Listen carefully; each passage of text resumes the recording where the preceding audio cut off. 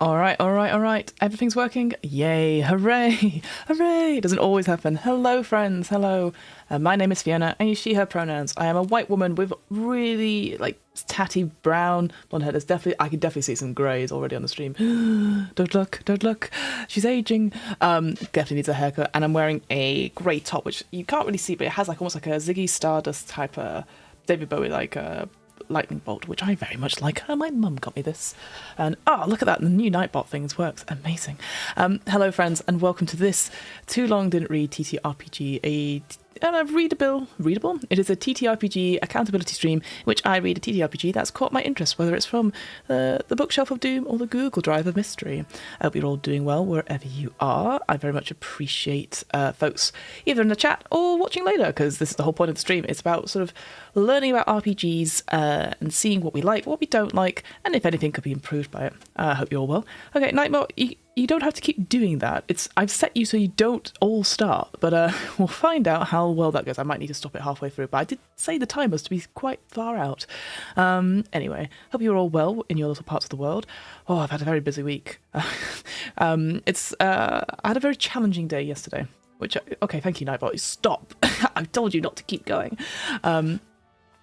I've had a very interesting couple of days, and I had a very challenging day yesterday, but it's all good. I had a really nice Blood on the Clock territory stream with the RP Geeks, where I got completely bamboozled with all the information. Honestly, kudos to the team that won. It was a very fun game, and it just really put my love in for not TTRPGs, but for Blood on the Clock Tower in general, because I think it's a fab game, and I want to play more of it, because I am rubbish at it, I feel, but it's good fun. But I hope wherever you are, it's good, and maybe you also like social deduction games, so go check out RP Geeks and Blood on the Clock Tower series, which we do monthly. But enough of that.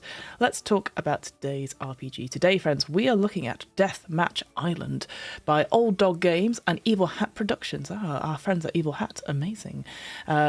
I'm just looking at the actual website that Deathmatch Island has, which I think is amazing. It's so well put together. It just says, on a mysterious island of strange secrets, the game is just beginning. Play to win. And then it goes into some details. Now, I've often seen RPG, I'll show you in a second. I often see RPG websites that, are just for the one game, and I think they're always really cool. I think there must be a bugger to update. But obviously, if the game is popular enough, it's nice to have its own little website, and it kind of makes sense for what this is. Flightless Heron, hello. Only played recently for the first time, but it was the RPG Geek starting to do Blood on the Clock Tower last year that made me first hear of it, and it made me want to play for myself. Oh, amazing, Flightless Heron. Thank you so much for joining. Yes, Blood on the Clock Tower is great, isn't it? There's something about lying to your friends and getting cross about it that just really works. That's amazing. May I ask, what did you play as? What was the role that you got? Do you ever feel like you want to storytell? Because I always want to storytell, but then I'm rubbish at storytelling. But I think it's such a fun game. And also, did you play in person or online? Because I think those are two different things. And this is not a Blood on the Clock Tower stream, but I'll be very interested to know. But yeah, thank you for being in the chat. I very much appreciate it. So yes, Deathmatch Island. It kind of got a little bit of a popularity last year. I think it's the same thing that we talked about with Triangle Agency in our stream a couple of weeks ago. Is that it kind of happened, the Kickstarter, and then nothing much happened. And then I've been seeing little bits and pieces recently about, how good Deathmatch Island is.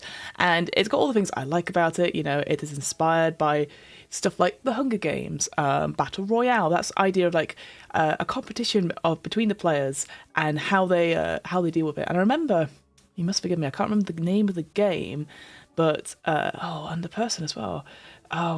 Laurie is their first name. They're an RPG designer, and they also did a similar game, like a game of sort of death-defying things. I'm gonna have to find it what it is now.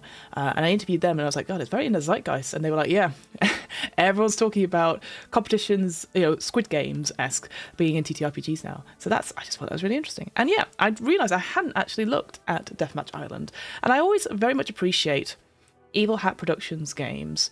It's not a biased thing. I am, just for clarity, I am running Blades in the Dark just now, which is by John Harper, but published by Evil Hat Productions. And what I love about Evil Hat is that they have obviously a different load of systems underneath it. So obviously the Forge in the Dark, the Paragon, and do lots of things, but they cast their net incredibly wide in terms of genre, and they are very supportive of lots of different folks and genres, and I really like that. I think they're not. I feel like they don't shout about it enough, and I think that's fine. But it's one of those things I'm like, yeah, Evil Hat do a lot of really good things. So yeah, I thought, oh, I've not done Deathmatch Island. Let's have a look at it and see what we can get for it. So there you go. Oh, Flightless Heron says, played as part of one of the Pantsless table community nights online through the Discord using the old web app. Oh, nice. I don't know Pantsless that well, actually. I've seen them around, but I actually haven't watched any of their streams. First game played as an imp. Oh, that's always the way, isn't it? And brand new player, you always get the evil. I tell you, that always happens. This was slightly terrifying, but had an experienced player as my Scarlet Woman, which made it a lot more comfortable. Yes, I would be interested to storytell, but haven't done so yet. Yeah, I always find if you're brand new to the game and you get an evil character, it's so scary being the demon. And yeah, the imp, you're like, oh, what if I get something wrong? But if you've got experienced players as your minions, their whole job is to cause chaos. And so that's great that you had an experienced player as Scarlet Woman. I remember I did an in-person game at Dragon Meet, a convention last year in the UK. And I was really tired. And of course, we put it, and I pulled out and I got the imp, and I was like, no, I can't do it.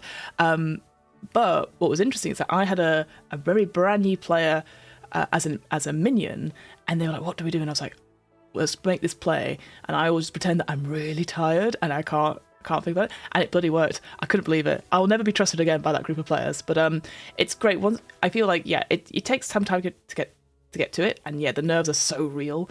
But well done, as many. Oh, we're talking about... Oh, no, Sam Size! Oh, no! You see me, I've been perceived. We're talking about Fiona and Shirag destroying us at in-person Hot Tower. Hey, I don't know what you're talking about, Sam Size. I think it was... it was a fun game, but good lord. My heart was pounding in my chest. I was surprised that nobody could hear it. But it was... Yeah, Shirag did such a good job as my minion, and was just... And at the end, I tried to throw them under the bus, but that was the only thing I could think of. And even then, it didn't really pass through. And it was, yeah. I can highly recommend playing in person like this. And if you're able to, obviously it's very difficult to do that sort of thing. But yeah, playing online is great. So yeah, kudos for trying it. And yeah, well done for, again, confirming that curse of new player always is the imp or an evil player. It's always the way. Anyway, Flightless Heron says, my trust in Evil Hat is there very much for the same reasons as your own. The uplifting wide variety of voices is emboldening. Yes, absolutely. Thank you for that amazing segue as I go back to it. Let's do the disclaimers before I get ahead of myself. The disclaimers are, I am not a TTRPG designer. I run a lot of games. I play a lot of games. I read a lot of games. I enjoy reading games because it makes me think of other ideas, and it means that I'm always trying to learn something new. I'm a big fan of learning stuff that is new and challenges my perception of things, even if I'm like at the end going like, I didn't really like it. I'm glad for the experience, and I think more people should do that. But I appreciate people are time poor, as well as maybe other types of resource poor, financial, friends who want to play these games, etc. But equally, all my sort of critiques, they are critiques rather than criticisms. I'm not a game designer, so I don't know how much effort is put into these things. And like I said, I'm reading these through. I'm not playing them currently, so it makes it like, I might not be getting the full experience. So I just always want to put that at the top, is that, whilst I feel sometimes I'm like, I don't really like this, it doesn't mean to say that it doesn't work, and I might be completely wrong. I'm always happy to be wrong. Just don't actually me, because that is so frustrating. No. So yeah, not a game designer, that's number one. Number two, obviously I've not been sponsored by Evil Hat. I'm on a list somewhere where I believe I'm in their creator program, but have I received an email? No. Again, I think they've got plenty of other things to be doing, but I've not been sponsored to do it. I am biased in the sense I've been running Blades in the Dark, and I've played a lot of Forge in the Dark games recently, and I bloody love Forge in the Dark games. I think they're fun. It really suits my style of playing as an improviser, but doesn't mean it's for everyone. And also, like I said, I've not been paid to do this. I'm not sponsored to do this. I do this out of my own goodness. There's a link in, it says only in Twitch, but maybe it's in YouTube as well, that I do, I have a Ko-Fi link. If you feel like, Fiona's done a nice job, feel free to send me a donation. All the money just goes back into me. But that's it. That's the only time I ask for it. Finally, disclaimers. Now, let's take it. Deathmatch Island. If you've watched Hunger Games, if you've watched Battle Royale, Squid Games, so you kind of get the idea that it is player versus player. There's going to be betrayal. There's possibly gruesome deaths. morally grey decisions, all that sort of vibe. If that's not the stories that you're into, then that's absolutely fine. Come back when you're ready. You don't have to. I give you permission to step away back from the stream. Equally, if there's something that comes up and I go, oh, I'm gonna flash. I'm gonna not flash it, but like flash up, like, hey, that's a quick content warning there. I'll try and do that as it comes up. Obviously, I am reading this mostly for the first time, so yeah, we'll just go from there. But yeah, just keep your sorry, I was gonna say keep your enemies close. No, just keep your safety at the forefront of it. Okay, let's then go to away from Big Fiona Face to the actual website. So this is deathmatchis.land. Very cool. So this is what I was talking before about its own specific website. Now the link I've put in Nightbot to send out is actually the affiliate link that you can get on DriveThru RPG. So I'm very selfish. I would like a little bit of commission if people do want to look it up. That said, what I'm going to show you a secret. Not a secret, but this is the first thing. So if you want to have a look at the backer kit preview, which is still available and mostly contains the full game, you go to the backer kit project website. I'm going to put it in here in the chat as well. So hopefully Restream will put it out there. So if you go to the backer kit, again, which we'll look to in a second, and you either click on this the banner here, or you can go to this link here. It takes you to a production. It takes you to an update, and here you can, if you're a backer. Oh, maybe this is it. Is it maybe only if you've backed it? I hadn't thought about that. That's a good point. I hadn't thought about that. You might not be able to get it then as a result, so apologies for that. But if you have backed it and you've not looked at it, you can get the backer preview PDF here. It sort of links to a Dropbox with it on with some extra bits and pieces. And that's what I'm looking at today. I did realise that maybe people who haven't backed it might not have got it. So apologies, I thought that was a sneaky way of getting around it. It is not. In that case then, if I go to the evil hat thing, it is roughly, currently, Deathmatch Island in its entirety is £11-ish. So maybe about $13, $14. That's not too bad.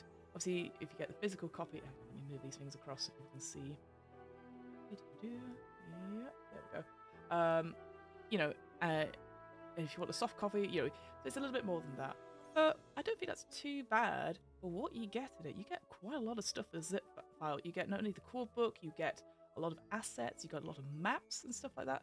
And equally, if you backed it, you could get like stuff for the Roll20 Quick Start module as well. So already, again, when this campaign was live, there was a lot to, there's a lot to it. And you can see here when it was, absolutely aced its funding goal on backer kit of all things as well. So like over $161,000. Pretty slick, pretty good. But let's look at the website. So this is where maybe I would point people to look at if they want to find out more information about Deathmatch Island. And so already you've got this orangeness. Again, that's sort of very clean as you look throughout. They know what they want in terms of vibes, right? They know. They know what they're looking for, and so all of these images, all the layouts of stuff, as we see here, some examples of stuff. You have this vibe of like it is a manual. This is like a handout that again, I always talk about props and these stuff. I really like how this game from the outset seems to immerse the players in what it is. So again, having things in these boxes laid out like this, talking about like time-intensive trans-physical rote procedural activities. Well, that's not an RPG. But I think that's really interesting, and clearly some effort has gone into it as well. Here's some touchstones and stuff there. So yeah, so you've got Squid Games, Battle Royale, Deathloop. I haven't played Deathloop actually. Let me move this across so you can see. And Survivor. I actually haven't seen much of Survivor either. I just know Boston Rob, rubbish. Dislike that guy. That's all I know. But we got like The Lost, Prisoner, Severance as well. Obviously that's pretty popular just now. People talk about Control. That's interesting. We talked about Control a little bit for the Triangle Agency, where we looked at that a couple of weeks ago as well. And that, again, that's a game I haven't tried yet. It's going to be on my list. But I like how... Let me move this back. What a stylish website. It really knows what it's doing. I'm like, whoa. And the reason I'm sort of talking about it is because a lot of stuff, I always try and look at where we see this book? Where did we see it in situ? In like, oh wow, that looks great. Often we go to like itch.io, we go to DriveThruRPG, or the Evil Hat website as well. Like if I go to this, it's gonna launch into Evil Hat website, and it's just nice to have like a launch page which just shows you all the vibes. Now, obviously, the time that's been put into making this, I think it's worth it, but not everyone has that. But equally, I feel like compared to some of the itch.io stuff where you sort of look at it, there's nothing there. It's just a little bit of text and then the book is like, well, that's not going to sell me on stuff. I think, yeah. So I think marketing wise, I'm like, whoa, very cool. And I love their little logo here of the skull and the half globe sort of effect, instantly indicating evil. It makes me think of, I don't know if anyone ever read the Alex Rider series, basically like a very young James Bond, which I really loved as a kid. So what I'm going to do, so I'm going to say, have a look at this in your own time, this actual website. What I'm going to do, I'm going to read the copy off the Deathmatch Island, off this one, off the DriveThruRPG. It's the same throughout, mostly. Actually, no, maybe I'll read it off evilhat.com. I'll do that as well. And also, I'd say evilhat.com, what I do like about each of the products that they have is that, okay, yes, you can, it's optimized for mobile devices. You can see that here with like the big spaces here and there. You can download player thing. It's straight away. You go, oh, well, you want the player's kit, the competitor's kit? Brilliant. Reductions kit? Great. And then non-lethal competitors. Now that's interesting. This means that we don't have to have violence. On top of that, here we have examples of actual plays. Again, putting them through, like, we've got one from Glass Cannon there, from Gen Con. We have players play to win, or winners play to win. And I can see our friend Drac there as well. I was like, I recognise that person. And we've got I can see Karen 12's there as well. So yeah, so it's and Sean Ritter.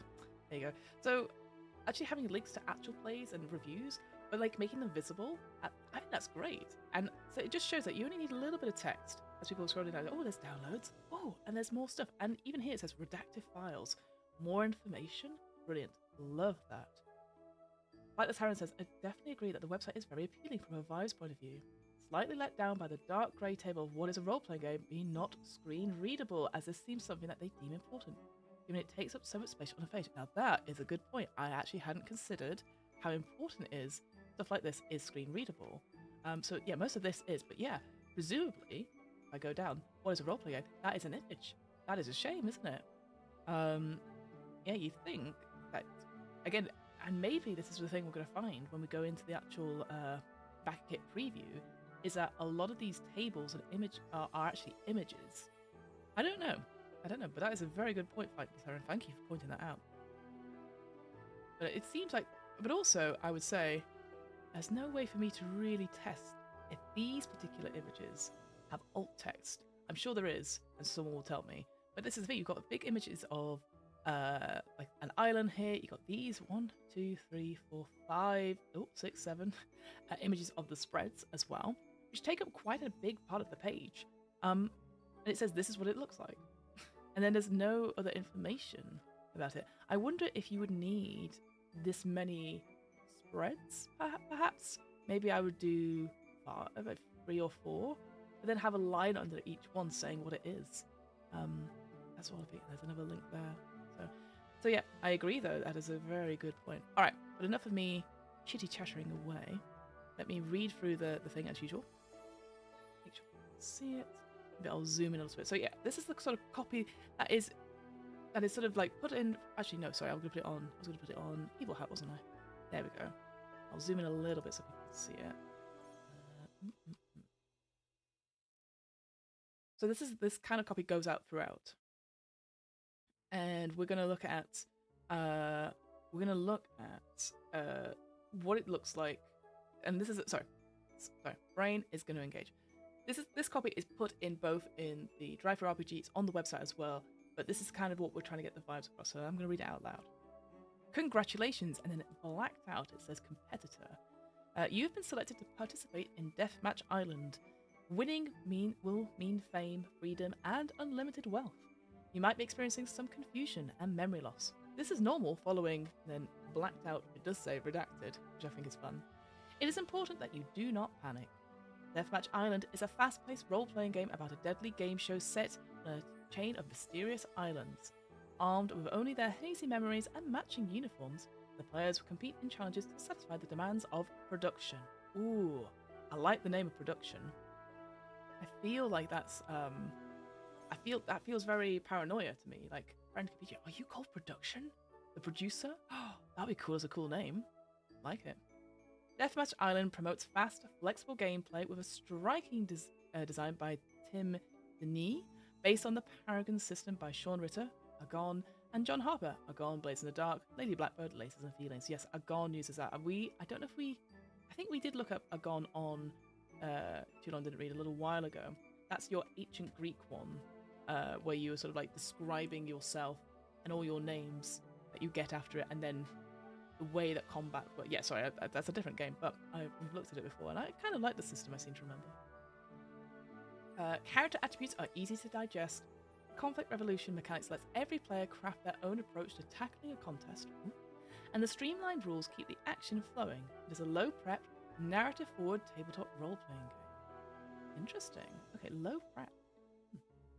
Deathmatch Island offers opportunities to risk it all and rebel against production. Will your competitors play to win, or will they break the game? It's a choice each player must make alone.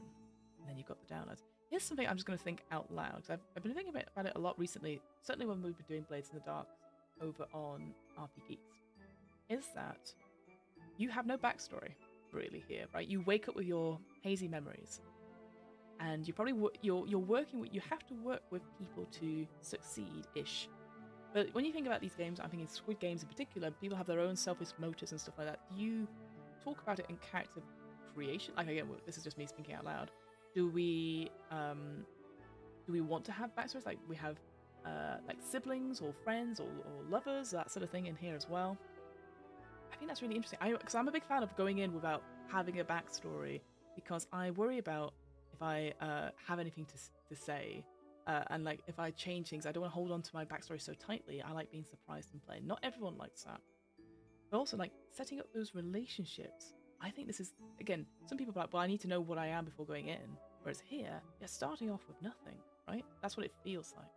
The other the other TV show I was going to recommend, actually, now that I think about it, is I believe it's a Brazilian TV show. I don't know if it's still going. It's called The 3%.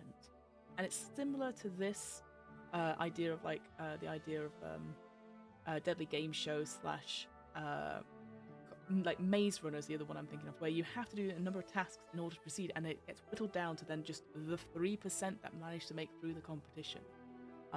It's absolutely cracking. And that first season had me hooked completely, and it also featured a whole diverse cast as well.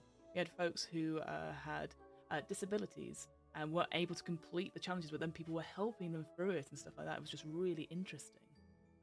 So I wonder if there'll be stuff about that as well. As like, are you going to have characters who maybe are more vulnerable to certain physical stuff? You know, and I'm thinking of like, you know, again, Squid Games. They had the whole thing about with the older contestants, do you help them succeed or are you selfish? There's lots of things that you can really play with in terms of like story and particular like maybe moral dilemmas as well. So yeah, I'm very keen to see what this is about, and I do like this idea of like, do you play to win and get out, or are you going to try and break the game? Because that's always a big trope in these TV shows and stories. So yeah, love that. Alrighty, that's worked out amazingly. So this is the backer preview, and so the reason I'm using this backer preview, even though I appreciate maybe not everyone can access now because I'm a fool, not thinking otherwise, is that it is pretty much the full game. It's about 208 pages. The only difference is that it's not complete because there's missing artwork in it, and there's a few other bits and pieces. And I wanted to get this one because I thought, I assumed, maybe very silly, that, oh, well, everyone will have access to this. And it's really cool that they gave the backers a full view of what it looked like. So apologies for that. I was like, oh, maybe we'll do it like this. That has not worked in my favour at all. But yeah, so we're going to look at the backer preview at least. First things first, as always, I'm going to zoom in a little bit. So first of all, I love this design. It is a shame There's no alt text for it. It is screen readable. That is good. So we've got the name of it on. We've got the name of the game on it, and it says back of preview, which is nice. And Tim Denny, that is also screen readable. I mean, I should mention. Sorry, let me find it.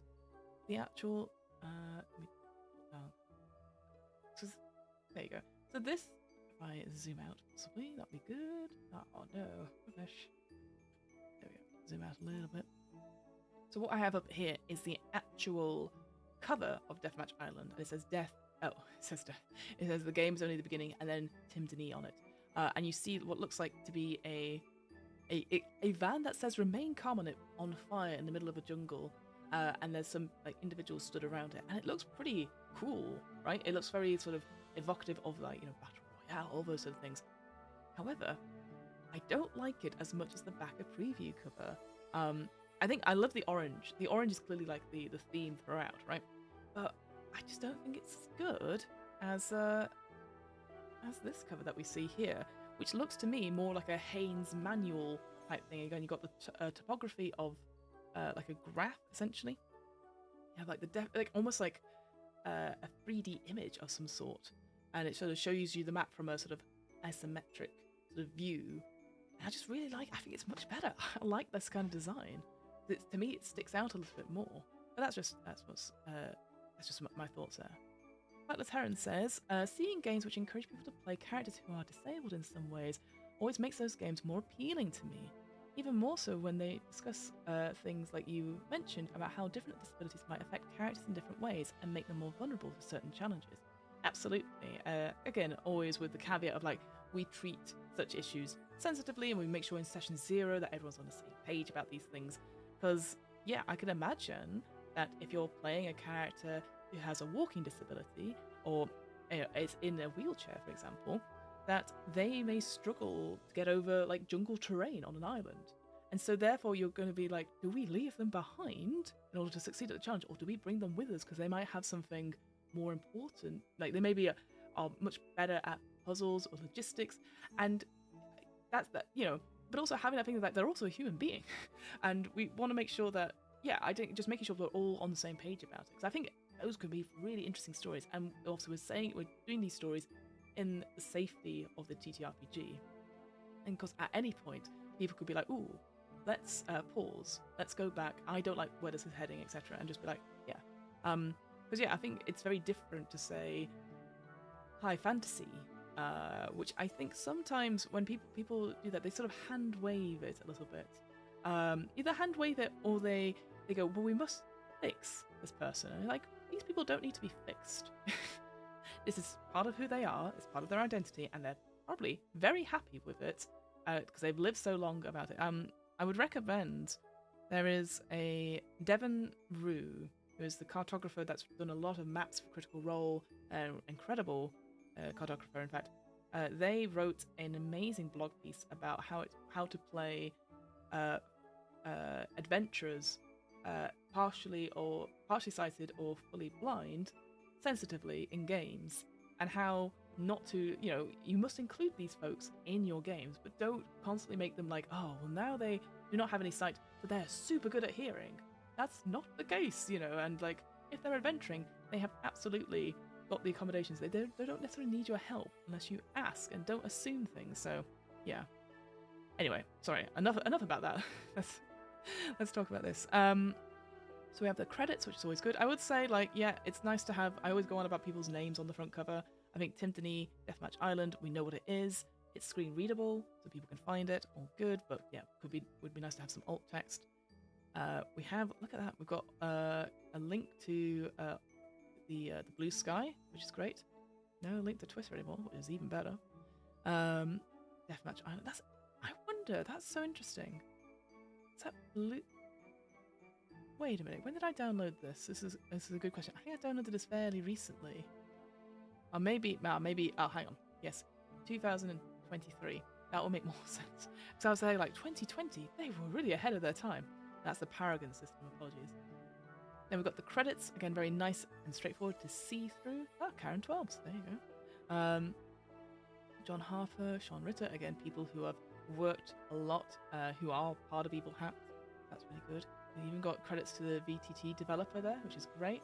Massive good stuff there. And yeah, this is what I was sort of talking about before with the backer preview, the placeholder for the final art. And I quite like this. I think it's very important. If you're giving previews out of something, if you know there's going to be artwork or something like that, like saying what it is, rather than just leaving blank pages, I just felt that was really good. And here, I thought this was quite clever. So this is a table of contents here. Naturally, this is not hyperlinked or anything like that. I would assume that the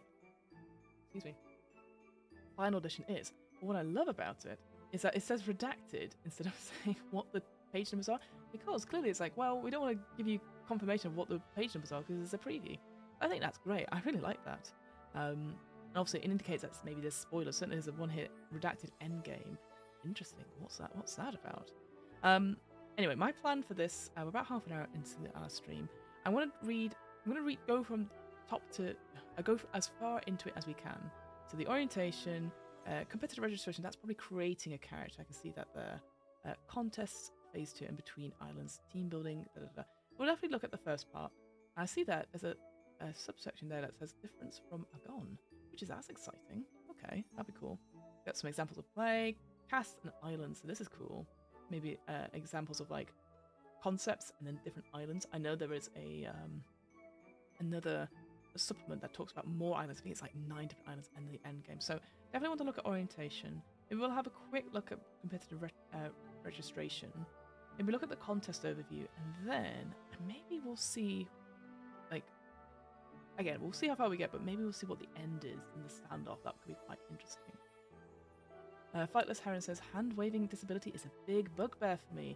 And there's the whole idea of every disability comes with its own superpower, which, as a disabled person myself, I've seen causing a lot of ableist views when people meet the reality that this is not true.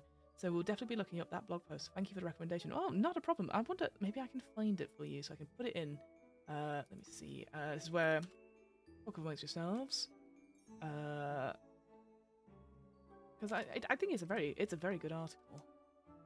There you go. Ah, got it for you. Gives me. There you go. Try that out. Yeah, I think it's I very much love their work in general, and I just thought it was a very good article. I just thought it was just very interesting. As someone who is, I get glasses, but, I currently have full vision, I want to make sure that I'm trying to be better at, make sure my casts are diverse in lots of different ways. NPC casts and maybe characters that I'm playing and stuff. So yeah, I just thought it was a really good article. So yeah, hopefully it's worth the read. So yeah, let's get started, shall we? Unfortunately, this is an image, so we can't. And also the text is quite small. I'll zoom in a little bit so we can read a little bit. But I think it's going to be the same thing again. And again, I'm trying to remember that this is a backer preview as well. So maybe again, this in the full version is readable, or maybe also not pixelated. But it says, welcome to Island 1. Congratulations, you have been selected to participate in Deathmatch Island. Winning will mean fame, freedom, and unlimited wealth. So we've already sort of done this before. You may be experiencing some confusion and memory loss.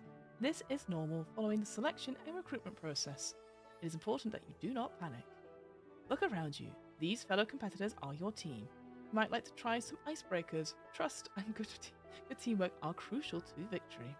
In 2 minutes, Phase 1 will begin. In this phase, you will explore Island 1, complete challenges and acquire resources and meet other contestants. Alliances will be formed and threats will be eliminated. At the end of Phase 1, a klaxon will sound 3 times. This signals Phase 2, the Battle Royale. Only half the remaining competitors will survive this phase. The survivors progress to Island 2, survive all the islands to earn the ultimate reward. Good luck, competitor. Play to win. Interesting, there's a little bit of I don't know if people can see it, there's a little bit like a rainbow colour here on the image.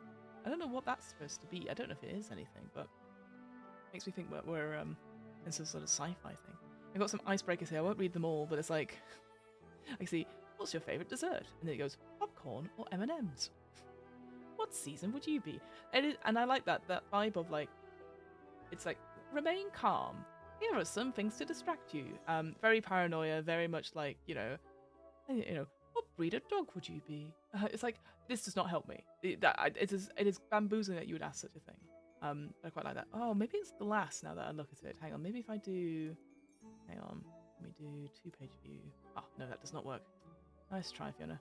Oh, and I've zoomed in too much. Zoom out a little bit. And so this is part of a 2-page spread. And I quite like that. If having a 2-page spread of one of it's like, this is an image, like a letter that you get.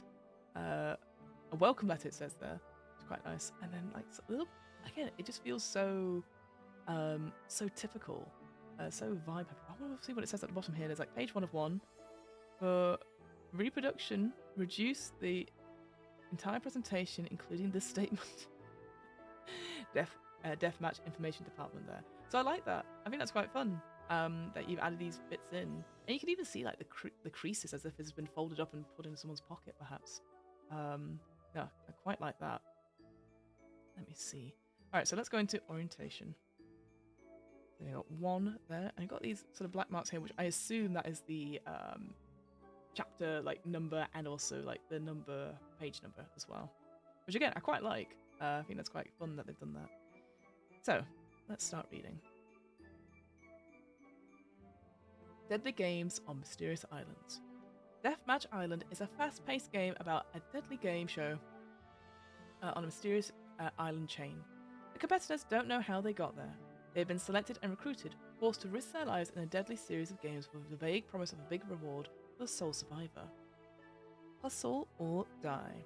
Deathmatch explores the idea of a cruel system that uses paranoia and competitiveness to turn competitors against one another, and whether those victims will ultimately destroy each other or rebuild the solidarity needed to smash the system together. It says here in like a little column to the left, it says, or to the right, sorry, it says, when we tell you play to win, TM, we have your best interests at heart. Please follow all official advice. We only want to see you thrive.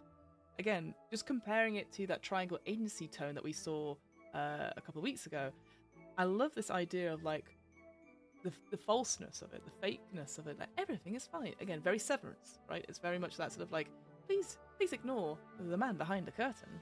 Come back. Everything is fine. Miss Clocks as well. No, I can't remember what she's called, but the one from the time agency from Loki. Similar sort of vibe, is what I'd say. One player takes on the role of production. We get a cool name! Yes! As a GM, we get a cool name. Production, the invisible hand behind the ruthless proceedings. The rest of the players are competitors. Again, another really cool name for them. A random collection of everyday people with the hazy memory of their life before the game. If competitors suffer enough fatigue and injuries, they will die. They have 2 key resources that will help them survive. Acquisitions that they find on the island, and trust that they build with each other. Ultimately, the competitors will progress through 3 islands before only a handful are left alive. Having made it to the end game, the final test is revealed. Are they going to play to win or try to break the game? This is what everything has been building towards.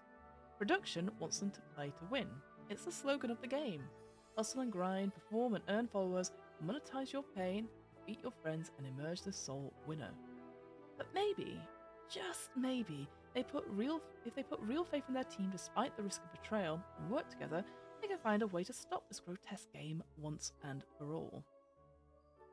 It feels very corporate, which really adds to the overall vibe. Absolutely. Again, I wonder then, it's just me thinking out loud, it's probably going to tell us a little bit, but if your competitor perishes on, say, Island 1, do you play as someone else on Island 2? Presumably you have like a group of like 4 to 5 people, including production, and I just wonder, like, is it always obvious that these 3 will survive? These players, these competitors that you've made will survive to the end? That's the only thing I would say. Again, I'm sure it's going to be answered. Production prides itself on offering an equal deathmatch experience to every single competitor. Racism, sexism, ableism, and other bigotries will not be tolerated.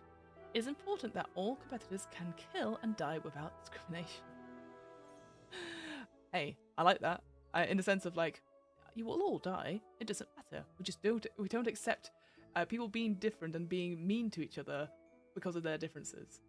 So I quite like that, and I guess the whole point of this like sort of like symbol is like production speaking, which again I really like that. I think that's quite fun.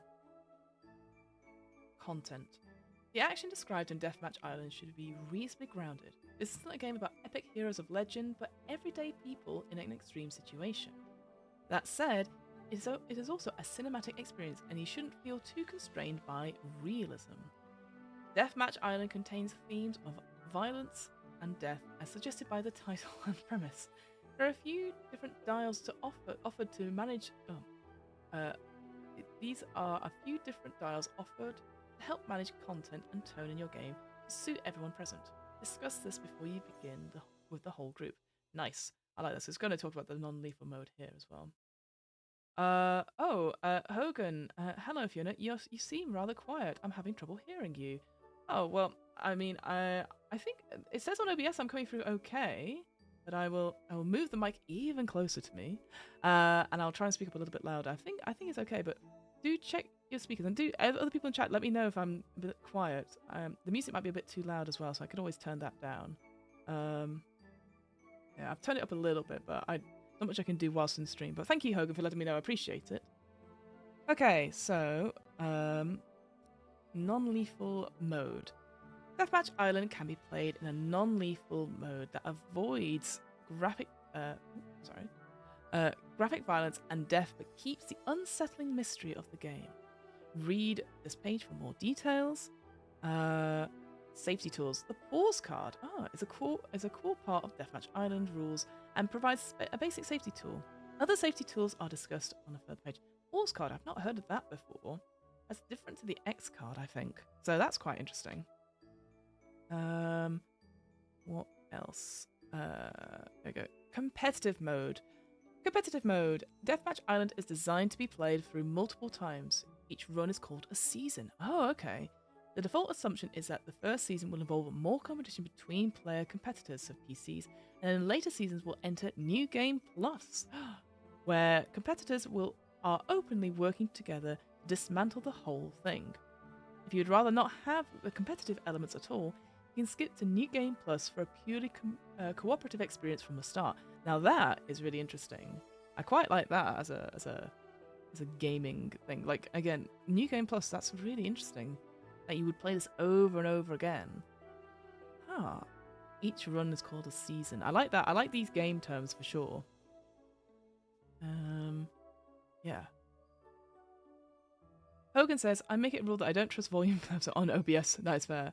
I've just cranked it until I'm dipping into yellow top end, but people then stop saying I'm quiet. Yeah, I know, Hogan. It's always the way. I am in the yellow here as well, but you're right. I don't know. Not sure exactly, but I'll check it after the stream. But yeah, hopefully you can hear it, and you've got the subtitles as well, so hopefully it's not too bad on that front. But I appreciate you letting me know. All right, the game. Deathmatch Island is a fast-paced. Oh, can't see it. That's probably why. Hang on. Let's unlock that. There we go. There you go. Deathmatch Island is a fast-paced game about a tense, thrilling competition. It uses the Paragon system from the AGON role-playing game, which is also by Jonathan Harper and Sean Nittner. Nittner? Yeah. Designed to be simple to learn and easy to use. If you're already familiar with AGON, see this page for a summary of the major differences. Interesting. Okay. So, AGON, like I said, we know that's the one about Greek. Interesting. AGON, it does use islands. That you go to an island and you see different people and different monsters and encounters. So of course this would make sense that you'd use the same thing as competitors. I'd just be interested to know what is the major differences as well. It's okay, but I'm definitely relying on subtitles. Everything is cranked on maximum on my end. Okay. Well, tell you what, let me take a time out of the thing. There's one thing I can do. Let me see if this works. Because maybe this is what it is. Okay, 1 second. Is that a little bit better? So I think it hadn't saved my setting from before. All right, I've knocked up the gain a little bit on my end. I think it must not have saved it. So let me know if that's any better. I'm going to keep it at that level for now. but I appreciate you telling me as always. Simple characters and mechanics.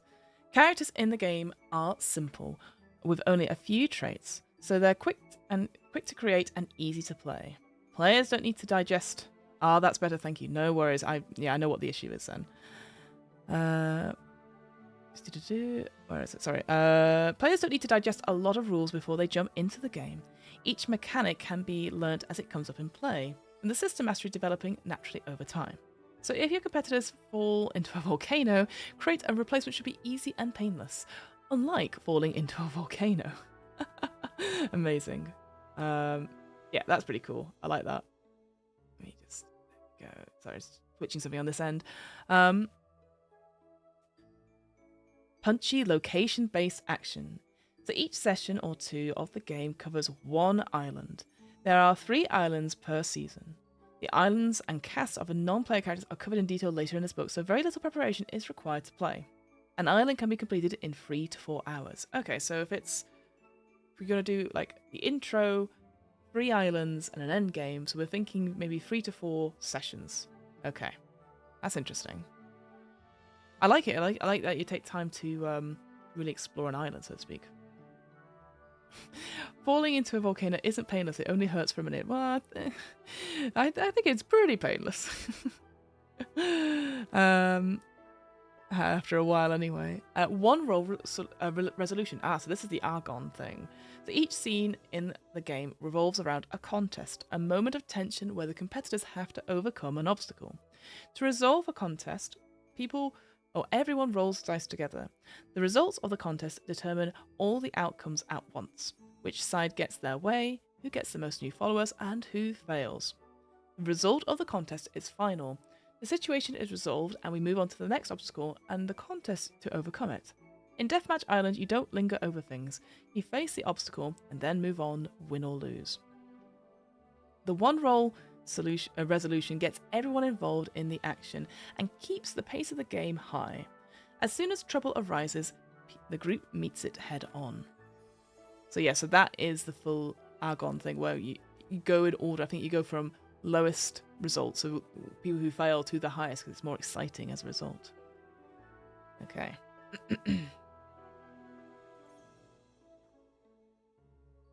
Deathmatch Island is committed to transparency at all levels. Your security and comfort are important to us. If you ever need help or wish to ask a question, simply, and then it's redacted, but I wonder. Oh no, it's just black. It's just crossed out. I thought there might be some text underneath there. A competitive liaison agent will contact you immediately. To the players themselves, Deathmatch Island is a game for 3 to 6 players. 4 is ideal. One of you takes the role of the production player. You present the mysterious islands and their deadly obstacles to the competitors. The rest of you are competitor players. Each of you portray a competitor who plays to earn followers, survive the game, and even put a stop to all this. When you're a competitive player, or a competitor player, you create and portray an everyday person who has been dropped in a strange and scary game, their memory vague on how they got there. Your job is to make your competitor relatable, compelling, and human, someone whose fate we care about in this lethal competition. Oh, wait. There's that game. Oh, I need to remind myself what it is. But it's there's a game that I played, which is kind of like a LARP / an RPG game, which we did with merely role players and a couple of other people. And it was about being in the Big Brother house and giving confessionals to the TV camera. And that's what it kind of feels like, this game, actually. Like you don't know how you sort of get up there, and you're trying to make it thrilling and trying to gain those followers. That's what it reminds me of. I'm gonna have to look. I think it's called Unreveal. I'm gonna have to look that up now. That's important. Because it's a great game. I seem to remember what it's called. Let me see. TTRPG, Big Brother. I want to say Black Armada Games, but I don't think that's right. Not the big house. I know where it'll be. I look up. It'll be on my. where, because we did I did stories for it. That's what happened. I did stories. Sorry, I know this is fascinating content. Oh no, it's not there. Oh no. Hang on. Go back through. Scrolling. The Feed. It's called The Feed. That's right. I'm going to see if I can find a link to it, because that was a really fun game. Like, clearly there was something not right. RPG. Oh no. It's called The Feed, is it not? Who's it by? Just I was trying to look it up without. The Feed. Oh, it's called. Oh no, it's not. It's called Unreal. That was what it is. Unreal. Not. We called it The Feed. The Feed by Josh Fox. I think Josh Fox does. Yes, they're Lovecraft. Yes, it's Black Armada Games. There you go. There you go. I'm getting there. Don't worry. My brain is happening. Unreal. So let's try to find it. Oh, if I can't find it now, this is embarrassing. But I was there going like, I remember the game.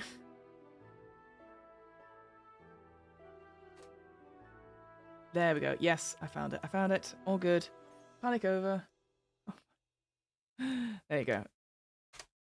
Maybe it's not even worth the time I took to do it, but Unreal was this really cool game of like doing it almost solo, like, you know, almost like a legacy duet or whatever game that you could pass on, and then your confessionals would affect other people. I just got that vibe then, just reading this, like you're forging relationships with the players, deadly contests, all that sort of thing. So yeah, I just wanted to recommend that because that was just a really interesting game. So you will forge relationships with your fellow teammates, negotiate alliances and with other competitors, compete in deadly contests, earn rewards, and make your way towards a thrilling endgame. Along the way, you'll narrate flashbacks to your competitors' mysterious past, giving everyone insight into what motivated them in the present. So yeah, it's almost like that between, like, go back and like think about things. I like that. The production player. So when you're the production player, you don't play a protagonist. Instead, you present a dangerous game show on a mysterious island to the other players, so their competitors can contend with its challenges. You portray the non-player competitors, or NPCs, nice, I like that, and members of production that they encounter and describe the places that they visit. The island and non-player casts are included in this book, with locations, twists, and challenges for you to use. The production player is like a guide and referee. You point out the interesting and challenging features that the competitors come across and help adjudicate contests to find out what happens next, and then find out more about it later on. Okay, here comes the dice mechanics, which we love. It says here, polyhedral random number generators can behave erratically on our island due to the magnetic interference from the field, but never blame luck, own your failures. There are 5 types of dice that are used in the game, so D4s, D6s, D8s, D10s, and D12s. Get rid of that D20, you don't need it. Each competitive player needs at least 1 die of each size, but it's best if each player has 1 D4, 3 D6, 3 D8, 2 D10, and 1 D12. The production player should have multiples of each dice size to use for their opponents, as well as for the bonus dice when the players need them. As is a lot of dice, a lot of variations of dice, like 3d6, 3d8, but only 2d10. I'm like, ooh, that's a lot, but we'll see. Key traits of competitors and their opponents are rated with dice. Yes. Your competitor might have a name dice of a d6 and a deathmatch capability of a d8. An opponent might have a name die of a d10 or the trait aggression rated at d8. The bigger the dice, the more powerful that trait. Yeah, that makes sense. So essentially, yeah, I'm just assuming what you're going to be rolling with is going to be, you're going to use traits, or you're going to use your skills, etc. And each one of them is going to be assigned a step type of die. So yeah, D4s or whatever. So that's quite good to know. Let's quickly talk. Sorry, I'm pretty sure I maybe glossed over it a little bit, but the sort of layout of the book. Again, there's these sort of gaps here between games. I assume there's going to be an image there, perhaps, is one thing. And maybe some more images here. But I like how it currently, Touchwood is easy to read. I like the continued orange theme throughout, and also like breaking up the sections with lines.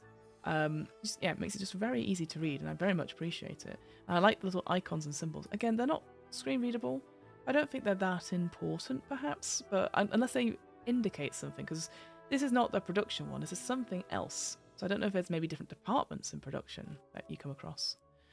Touchstones here. So some of the following media that has inspired Deathmatch Island. So we've got stuff like, naturally, I've sort of said, Battle Royale, Squid Game, Hunger Games, Deathloop. I said I've not really played Deathloop.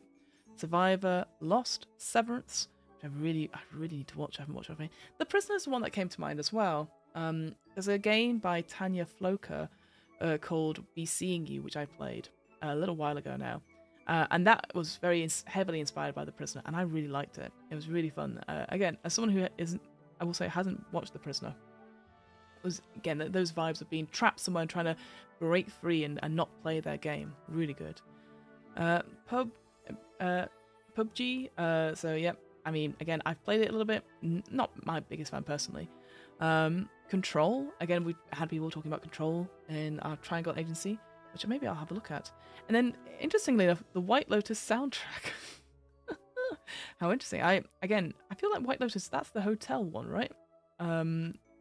So maybe I'll check it out in a bit. So let's move on then. How are we doing for time? Okay, we're going to have about an hour, so that's good. Let's see. Cycle of play. So yeah, it gives us a good example of what the overview is here. So, sorry, my partner's just... Okay. My partner's just sending me text, just saying like, we need to get a Switch too. And I'm like, cool, I'm streaming. Cycle of play. Deathmatch Island. Actually, let's zoom in a little bit, shall we? Deathmatch Island is played in a particular sequence, starting with competitor registration. Ah, okay. So each game session covers Phase 1 and Phase 2 of an island, for exploring what happens between islands. After 3 islands have been completed, you resolve the end game and conclude one season. After that, you can start the whole cycle again with a new season. Okay, that's interesting. So, yeah, I assumed competitive registration was character creation, and I assume it still is, but as part of the game? That's interesting. Phase 1 and Phase 2 of an island. So yeah, I guess you're coming over those obstacles in Phase 1, and then Phase 2 is that Battle Royale sort of aspect between islands. And it's nice to have that like little bit of downtime between islands as well. So yeah, seems straightforward enough here. Oh, it's going to go into more detail. Amazing. Here it says, you may not have all your memories to begin with, but try to imagine that you have friends and family back home rooting for you. That imaginary moral support can make all the difference. Competitor registration. So players create their competitors, determining their occupation, name, and other traits. They'll learn their initial motivations. They establish trust in one another before landing on the first island. Oh, so you're not even on the first island. Interesting. Phase 1. So during Phase 1, competitors explore the island and move from one node to another on the map. Each node is resolved with a contest, and success brings acquisitions and other rewards. I quite like how they're emboldening important game terms here, so that you remember them as a player as you're reading it through. I will say, it would be nice to have that maybe a bit earlier as well when we're talking about production and competitors. Just again, because that really helps me go, those are game terms that I want to use. So I want to be able to use these sort of this language whilst I'm talking to players and keep them immersed. So it's just a way to reinforce it for myself. Competitors don't have enough time in Phase 1 to visit every node, so the goal is to make allies, identify enemies, pick up equipment, and maybe learn a little bit about what's going on behind the curtain before the clock runs out. Phase 2. So when the klaxon sounds, Phase 2 will begin. This is a battle royale amongst all the competitors. Only a fraction of the competitors will survive to progress to the next island. Between islands. So competitors who survive make the voyage to the next island. They debrief, share theories about what's going on, and rest. They also engage in trust-building exercises, which triggers flashbacks to their life before the game began. Then finally, the end game. The final contest of the season, The end game can go one of two ways. Either the players play to win, or they turn on each other until a sole survivor emerges the winner, or they band together to break the game and fight against the production itself. Again, I think about all those end games you see in like The Traitors, Love Island, that sort of thing, where you pair up with people, and then at the end you have that sort of prisoner's dilemma where you sort of could easily sort of like double cross the other person, which is good. And look, we have a very cool flowchart. Let me move that out of the way. Nice simple flowchart, which totally, I think it looks really clean, right? And again, in the vibes of stuff, so it shows exactly what the structure of an overarching season would be. Love that. I think that's great. Maybe the only thing is I would like some more of those icons that we have, you know, dotted around. I think some icons would be good here. But yeah, can't fault that. Now the differences to AGON. Yes. Or AGON? Deathmatch Island is powered by the Paragon system, which is used in AGON role-playing game by John Harper and Sean Nittner. If you're familiar with the Paragon system, read the section for a summary of the major differences. So we kind of have, we've done an RPG, Too Long TTRPG before. Let's see, so AGON, definitely MIC, so we're talking about the differences here. So hero player means competitive player here, strife player is production player. Yep. Speak your name, competitors announce. So after the production player rolls and declares a target number, they ask who will compete and who will support. Each competing PC, so a competitive player, dictates an announcement of their competitor's entrance into the contest. This could take the form of a written cryon or lower third caption, as it would appear on the screen over footage of their competitor, or it could be a bombastic voiceover of the host. I'm in. Jay Morrow's accountant. Shotgun icon flashes on stream. Amazing. Again, it feels very much like I've been doing it in Blades in the Dark, this sort of montage, the opening titles sequence, right? So I like this idea of like announcing new players to the game, or new competitors. Epitaph is your occupation. That makes sense. If you think your occupation will give your competitor skills or experience relevant to the contest, grab the occupation die. Nice. And then we have name and followers. Your name works the same as in AGON. Followers replace glory. As competitors prevail in contests, they gain followers counted in tens of thousands. So people are watching you play this game. So again, feels very much like The Mole or the Traitors, or that sort of hype in terms of social media. In Deathmatch Island, the markers for advancement are 400,000 followers, 800,000 followers, and then 1,600,000 followers, or 40, 80, 160 total checkboxes.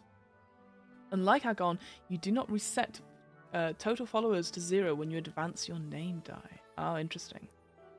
If you're familiar with reality TV shows, like Survivor, a similar dynamic is at play. Competitors who are more popular seem to be more successful. Is production tipping the game in their favour? Who or what are followers anyway? These are questions to be explored in play. Okie dokie. Then we have domains, and it sort of breaks down to capabilities, social game, snake mode, challenge beast, deathmatch, and then a redacted section here. So it says capabilities. So capabilities replace domains. Your occupation determines your favoured capability. In Deathmatch Island, your occupation and corresponding favoured capability is rolled randomly, and then the capabilities are as follows. So we have the social game, which represents advancing your goals through social bonds and likability. Persuade, diffusing, connecting, and bonding. Snake mode concerns matters of intrigue, trickery, stealth, and subterfuge, lying, sneaking, and betraying.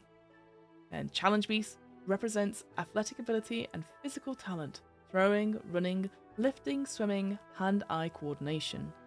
And then deathmatch is about training and experience with real combat, coolness under fire, tactical and strategic acumen, skill with firearms, and cold-hearted ruthlessness. Interesting way of splitting these things up, because obviously it's so important to have the social stuff. So like 2 socials and then 2 physical ones, but they're sort of like almost like positive and negative, aren't they? And then we have redacted. And this stands for, well, redacted. I think what's interesting is that, again, that's an icon image with no alt text. So what stands for redacted? And this is used when you try to enter restricted areas, break the rules of the show, or otherwise work against production.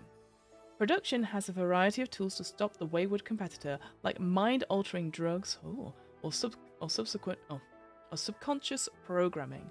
When you want to break the rules, these inhibitions are the first obstacle. Interesting, okay. So really we have 5 things there. And that redacted is almost like a... It's like, what's it called now?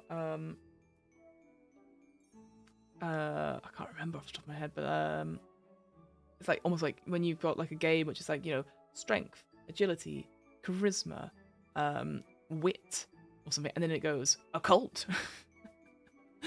So nice. Acquisitions.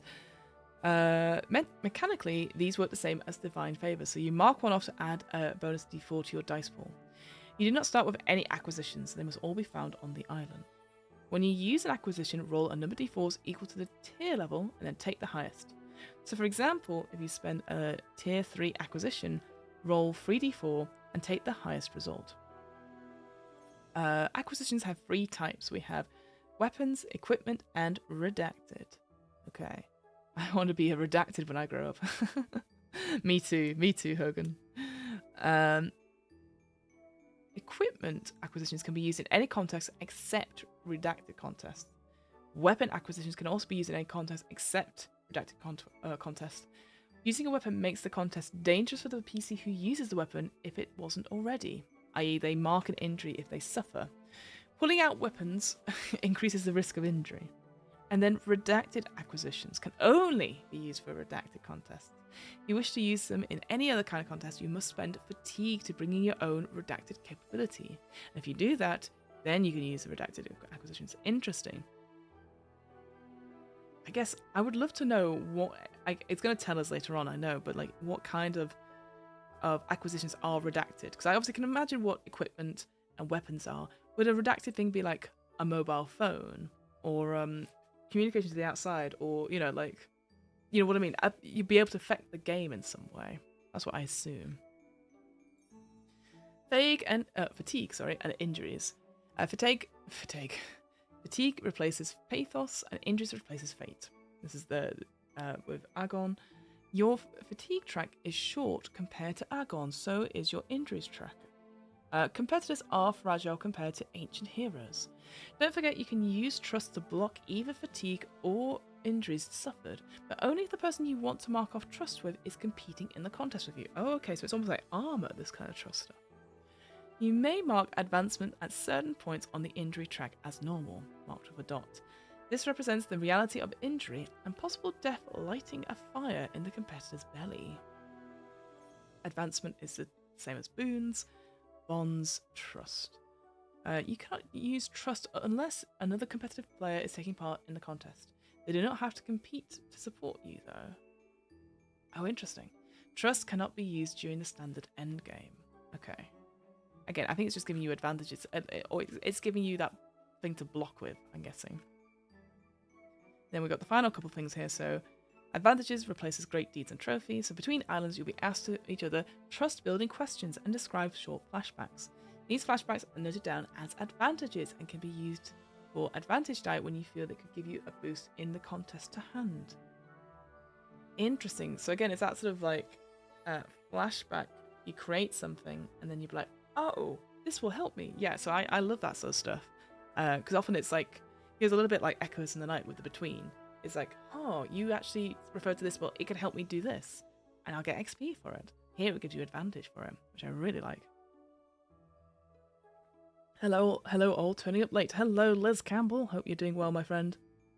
Hope you're feeling better. Hope you have recovered from Blood on the Clock Tower shenanigans yesterday.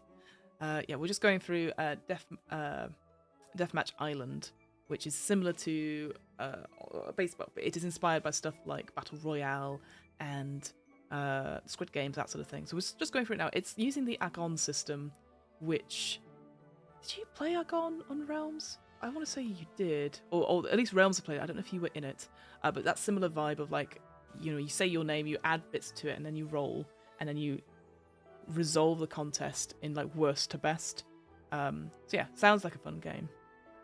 And we're just going through like the differences between AGON, which uses the Paragon system, and Deathmatch Island just now.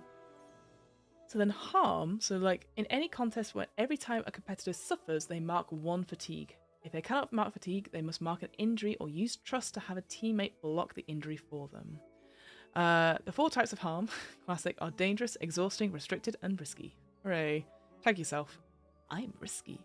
And then finally, between islands. This procedure between islands is quite different to the standard AGON. It is remembered you read the hold section.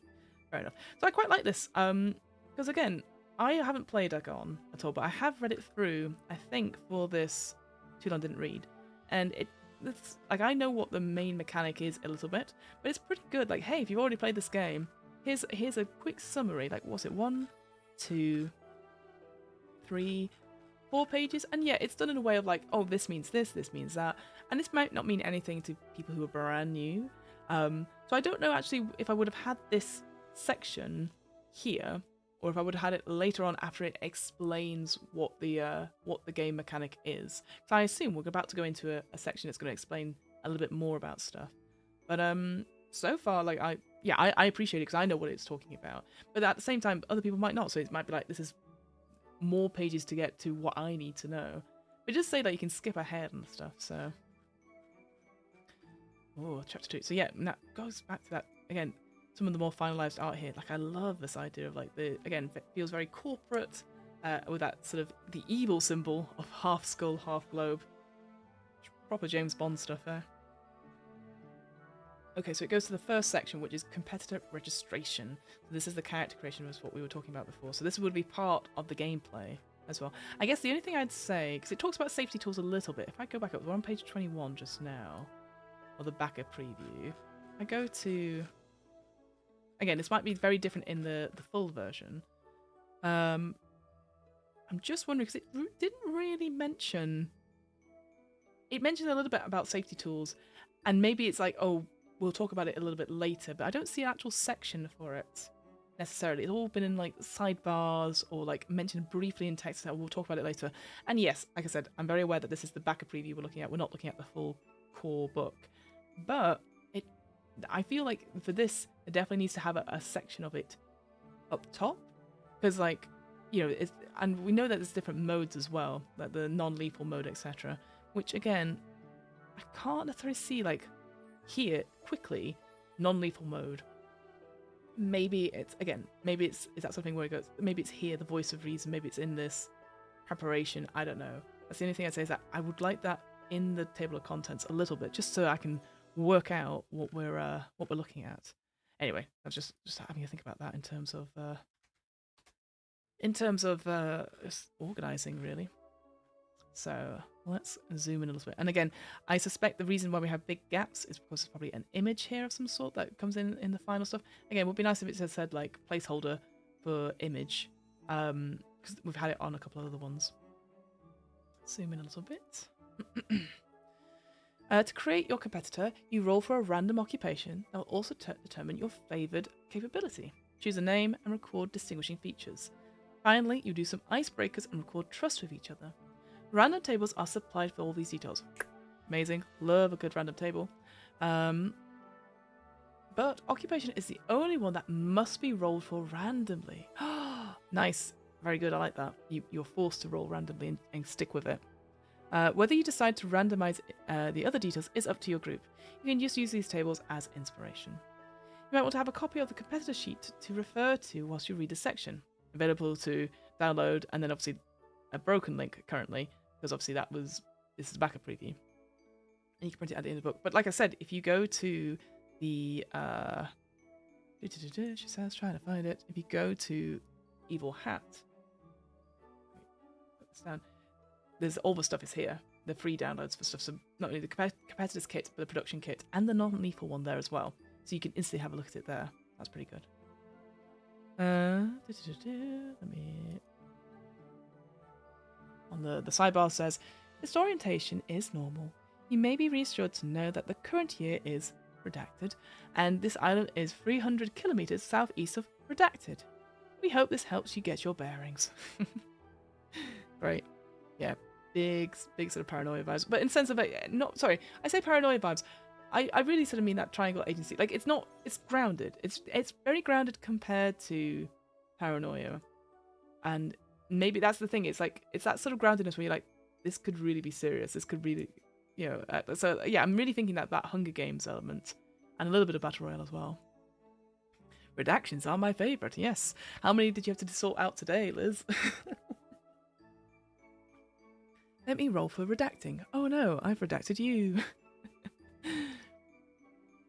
Occupation and favoured capability.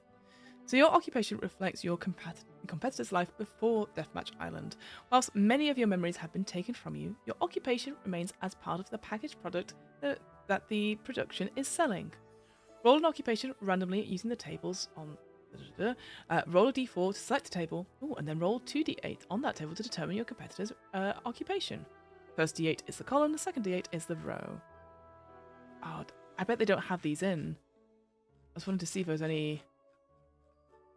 Oh, here we go. Let's do this then, shall we? So we've got table 1, table 2, 3 and 4. I want to roll. I want to see what I get. Let me have a look, see. Alright. Let's have a d4 somewhere. Yes.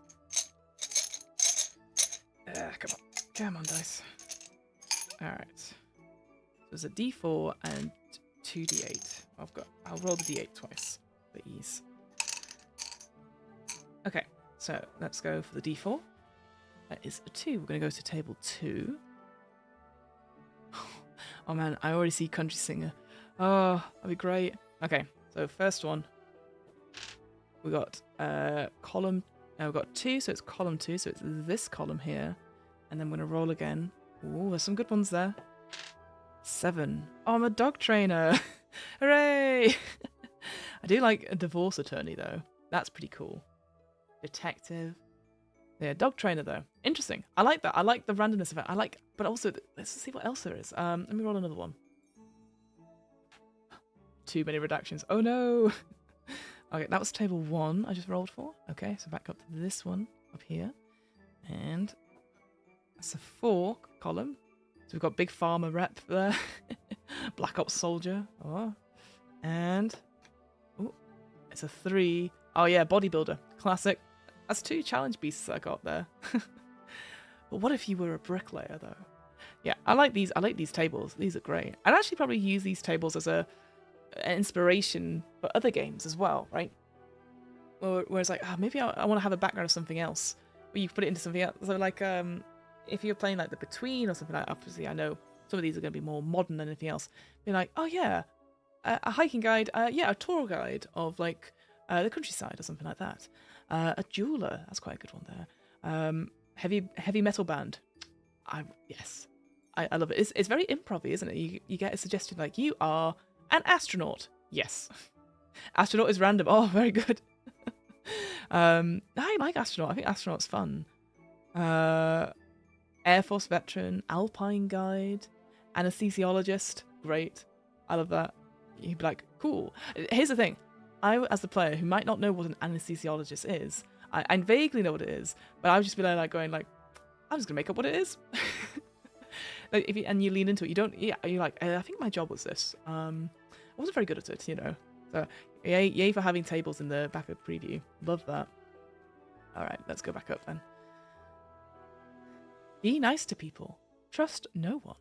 Oh, trust nobody even. Your occupation boosts your competitors in contests. If you believe your occupation would give your competitors skills or experience relevant to the contest, you grab the occupation die. It begins at a d6. Your occupation also determines your favoured capability, the type of contest your competitor is best at. Note that the favoured capability paired with any given occupation is unique to your competitor. This is not meant to imply that every bus driver has a strong social game, but yours does. Ooh. Record this on your competitor sheet. Your favourite capability starts at a D8 and the others at a D6, including redacted. Sorry. And then there's a play example there. Yeah, and again, it's indicated it's a play example because we've got a line for it and it says Mabel rolled MMA fighter. Fine. But I feel like it needs to be more obvious that it is, because it's all it is italicized. So maybe an actual box, perhaps, would be good. We've got name and competitor number. An important part of Deathmatch Island is attracting followers to your name. Your name is your brand, and as it gets stronger, so too does your chance of success. Every contest roll in the game involves your competitor's name die. Your competitor's name die starts at a d6, and it grows as you accumulate followers. It is up to you to determine your competitor's nationality, ethnicity, age, pronouns, and so on.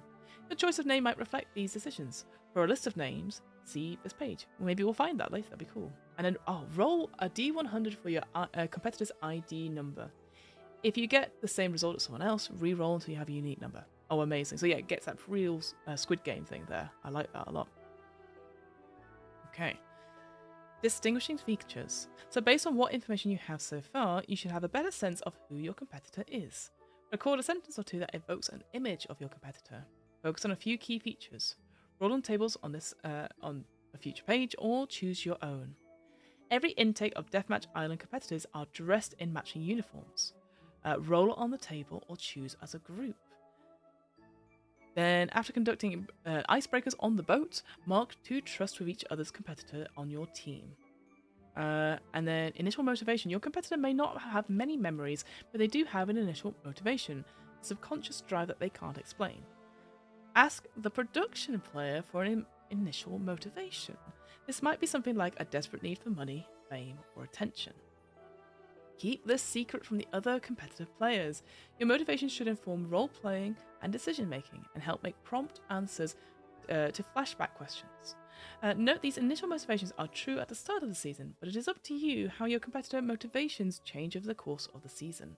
Now this is very interesting. I like this a lot. As a GM who...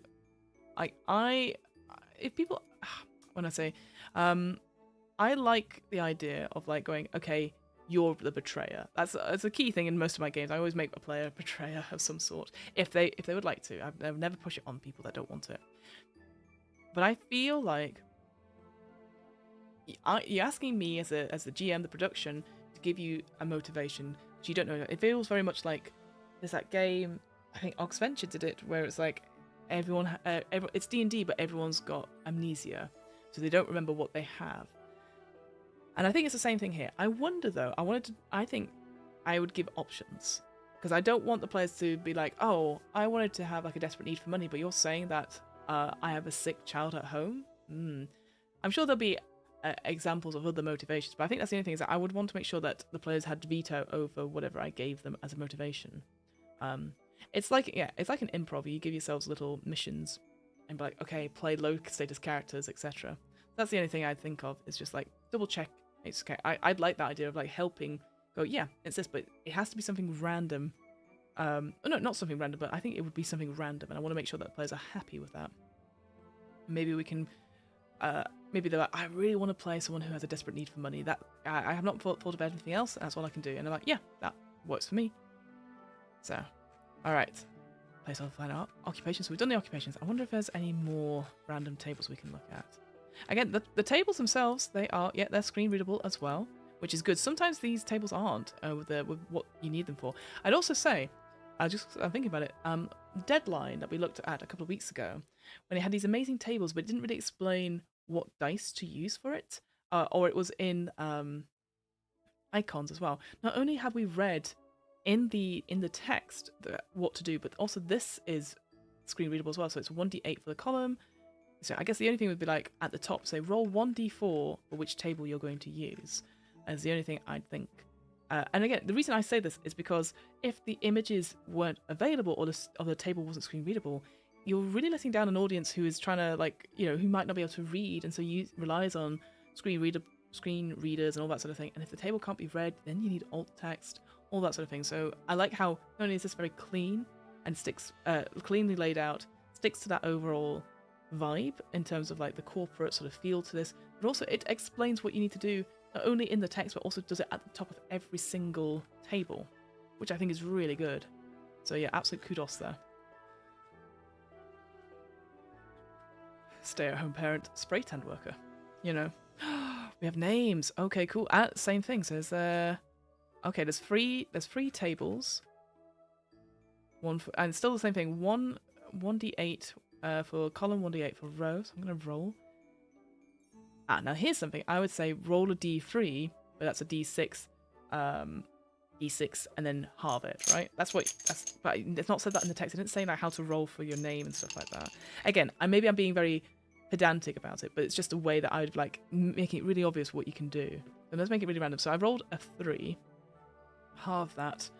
Halve it is gonna be 1.5. We'll round it up to 2. So we'll go onto this table, the first names, and then we're gonna roll a d8 for the column.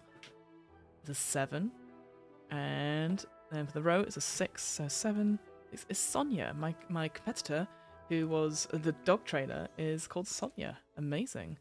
And surname.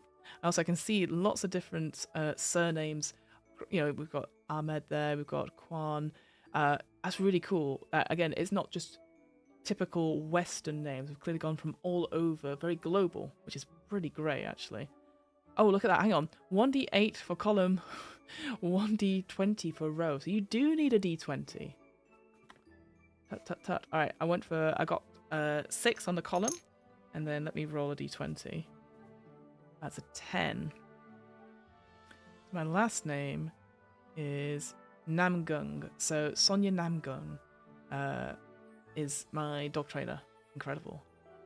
And then we've got distinctive features. Again, you need a 20. Now, I would say, again, just me being very picky, it said you didn't need a d20 in the game.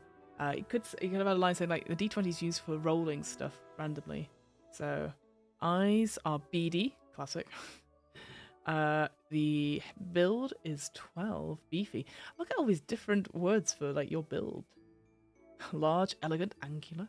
So a beefy dog trainer with beady eyes. Our hair is 14. It's practical. Yeah, it makes sense. And the detail. Detail is 9. Limp. Oh, is that like I have a limp? Oh, interesting. Interesting. We talked about it before earlier, whether or not you would play characters that had a disability, like would be using like a walking aid or something like that. Obviously, I don't think you would roll for it. I think you would talk to your production about that. I think that's something that's it's not a detail, it's a part of their identity. Obviously, and it has an impact on their stuff. So that's the thing. It'd be interesting. I don't think it's going to talk about it. That's something I would consider, just because I've talked about that TV show, the 3%. That. Oh, look at that! We've got uniforms that have they've got little images underneath them to show what it looks like. That's quite cool. And colours, uniform colours as well. Oh, well, we have to roll for this. All right, uniform type. Come on, coveralls. That was a 4. Blazer and turtleneck. Immaculate, amazing. What colour is our blazer? 3 is salmon. Oh my god, we're wearing a salmon blazer and turtleneck. Actually, what colour is the turtleneck? I'm going to say it's going to probably be black, but 2 is seafoam. Imagine a seafoam turtleneck, but a salmon blazer. Incredible. Nathan says, either that or one of the dogs got to an ankle. Oh, that's very fair with my dog trainer. Absolutely. So, I like the assigned uniforms as a thing to roll. Great vibes. Yeah, I really like it. I think this is something that I would roll a d20 on. I love the colours as well. I like how it gives an example of what the colour is as well. I do now think everyone's wearing salmon pink blazers though. Immaculate. That actually just feels even more dystopian, you know? Everyone's just there on these islands. Again, I'm thinking proper Survivor, right? So it's sandy, it's hot, and everyone's just sweating in these pink suits. Incredible. I like that. It does say you don't have to wear, you don't have to decide as a group. Absolutely, you decide as a group. Oh, look, and here's the, these are really nice, aren't they? The Deathmatch Island character sheets. Oh, that's quite, I like that. It's almost like, small stubs that you would have, like, on you. I like that a lot. The vibes of it. Again, this is an image as well, so there's no alt text or whatnot, which is a shame, but I really love that. That's going to stand out on the island, which is even better. You're exactly right, Nathan. But I like, again, it's written down here what they are, so like social games, snakebird, etc. Again, I know this image isn't screen readable, but look at these icons as well. I like it. Again, it just really fits into this icon image here. not entirely sure what this means. So the 22 Celsius is probably the temperature, obviously, and then the time. It'll be interesting to know what that actually means. Initial motivation confidential. Make a note on the reverse. Very good. But yeah, that's all you need to know. Hogan says, I want a salmon shirt with a seafoam cargo pants. All right, well, for you, Hogan, you can have it on your on your trip to Deathmatch Island. Okay, follow account. So this will be interesting. Oh, I don't know if this will work. So obviously the way the book is. No, so it doesn't work like that. I was hoping to see an image of the thing. But it looks like your follower account... Oh, zoomed in too much. Classic. Oh, look how interesting. It's in different languages at the top here. We've got... Oh, so presumably this is like supposed to be like the what your follower account is. It looks like a 80s sort of watch that prints out like almost like a ticker tape and tells you how many followers you have, which I love that as a concept. But then each of these sections, here it is in English, then we've got it in German, and then we've got it in Italian. I like that vibe. I kind of like that, because again, it makes sense. It's an instruction thing for your follow account, which is registered as a trademark there. That's pretty cool. So let's read this a little bit. I love this. I love this little drawn image. I think it's great. On your wrist, you'll find your complimentary follow account, registered trademark.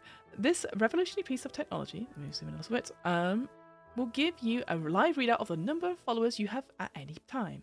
In times past, competitors only receive follower updates at the conclusion of each island. We have completely re-engineered our follower tracking and communication technology, giving you up to the minute stats about your popularity. You needn't raise your wrist or ask anyone. The follow account will print out an information slip on a continuous form of water-resistant paper. Tear off the print and you will know exactly where you are. Now that's something to smile about. So everyone's just got these watches on. It's just like you're just surrounded by these tails of ticker tape. I mean, I don't know. I think I would be like, I'd press a button and what if I got, but I like that. I think that's quite a fun, very dystopian thing. I think, yeah, I like that. And the little dimensions of what it looks like as well. I think maybe the only thing was I'd like an actual image of it, just because we've seen some images of like that TV and stuff like that. But I quite like the very simple line drawing of it. I guess the only thing I would say is that the black on orange is a little bit difficult to read. I had to zoom in a little bit then, obviously, to show you folks. But I'm just there like kind of, oh, a little bit. That's only a little bit, but I kind of like it. Okay, and then it goes into introductions. You wake up to the smell of diesel fuel, salt water, and tar. You're on a small fishing boat. Oh, you're on a small fishing boat. One of you is currently operating the two-stroke outboard motor as the boat chops through the rolling grey sea towards the approaching island. One of you is like, oh god. You don't remember how long you've been on this boat or how you got here. You don't remember much, and now that you think about it, you're not sure what happened to your clothes. You're all wearing matching uniforms and wristwatches. All you have on you is a letter, neatly folded into a pocket, slightly damp from the sea spray. You should probably read that now. Done? Good. You know what I would do at this point? If I was playing around the table, I would give out people that letter that we saw earlier. Let me just go back and show folks, because again, I know some people haven't joined us at the top. This letter, if there's a printout version of it, I would absolutely print it out and give it to people. I think that'd be amazing as a result. Now, 34 page. Oh, no, I've gone way too far. Nathan says, they should make that reet sound the old printers make. That would be a fun way to ruin an ambush. Oh my goodness, that's amazing. Like, it goes... Yes. And it just takes... Yeah, it just goes back and forth. Like, yeah, absolutely. Amazing. Hogan says, diesel fuel, salt, water, and tar, my favourite snack. Just like Mom used to make. I'm convinced that this is a recipe for saltwater taffy. Oh, maybe. Yes. Yeah. That maybe would be a nicer thing than to wake up on the middle of a boat in the middle of nowhere to go find this island. Done. Good. The device on your wrist beeps once and a small slip and prints out a small slip of paper. 0 followers. The events on the island will tend to favour those with more followers. If you're playing to win, you want to gain as many followers as quickly as possible. Why don't you go around and take turns asking each other an icebreaker? Seagulls cry out in the distance. You're almost at the island now. A steep mountain cloaked in thick green vegetation dominates the view. You see some signs of habitation. Concrete jetties to dock your boat, a seaside village, and a small industrial port. A radio mask on one of the hills, and in the distance, a lighthouse. It is time for your first decision as an alliance. Where will you land on Island 1? Now this is interesting. If I zoom out a little bit. Taffy, yes. This is obviously in a different tone to what we have for what we've had previously about like, oh, this is production speaking. This is something that the GM would read out. I do think it's a little bit wooden in places. I understand why they didn't like it. Also, like who is it that's speaking? Like I feel like if you're the production, you should be saying it as production. Like you've got this production hat on, etc. But if you're the narrator, it should be. I don't know. I just feel like there's who is it that's speaking just now? Because I feel like all you have is in your pocket. You should read it now. Done. Good. Like is that a person that's speaking to you? Is that the overall narrator? That's the only thing I'd say. I like the concept of it. Like, why don't you go around and take turns asking Icebreaker? I think there's a mixture of like, it's either you break the fourth wall or you don't. And I think what it's doing here is not breaking the fourth wall. It's like, oh, you should go and ask about icebreakers. I think I would just break the fourth wall and go, before you approach the island, let's do icebreakers. So this is what icebreakers do. That's the only thing I'd say, rather than like, why don't we do this? As like, I don't know. That's the only thing I'd say. But I do quite like it as a way to be like, okay, this is how I'm going to introduce the game to my players. So I think that's pretty fab actually as a way to go for it. And then we've got another placeholder for final art, and then we've got contests as well. Okay, we're doing quite well. Got another 14 minutes left. I think let's look at contests. So I feel that's going to be the main. It's going to show us how it explains the mechanics for us. And then I don't think we're going to have time to do like phase 1 and phase 2 in the end game. Maybe I should leave that as a secret for now. So let's see. So we'll do a little bit more. We'll do another 10 minutes before I have to head off, unfortunately. So, the contest overview. So in Deathmatch Island, you will run into obstacles ranging from physical challenges to social encounters to the end game itself. Every obstacle is resolved with a contest. We have 4 steps. We have the production role, the competitors announced, competitors role, and confessionals. Oh, confessionals. That sounds fun. Excuse me.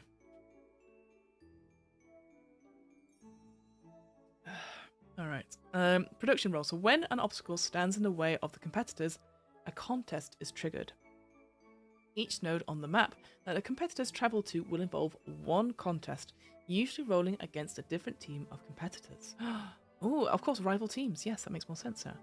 The contest resolves with which side is successful, and they get rewards on offer. Contests also resolve any other obstacles that might come up, from a raging storm to a frantic action of a battle royale. It is expected that the team will stick together as they travel from node to node. It is dangerous otherwise, but they may split up if you wish, and the procedure is still the same regardless. When a contest is called, the competitor will confer with each other, and then the leader states their approach and goal. Their approach describes the overall method by which they are tackling the contest, and might help determine which capability the contest will involve. Some contests are predetermined. Challenge nodes must follow the rules of the challenge and always use the challenge beast capacity, capability, for example.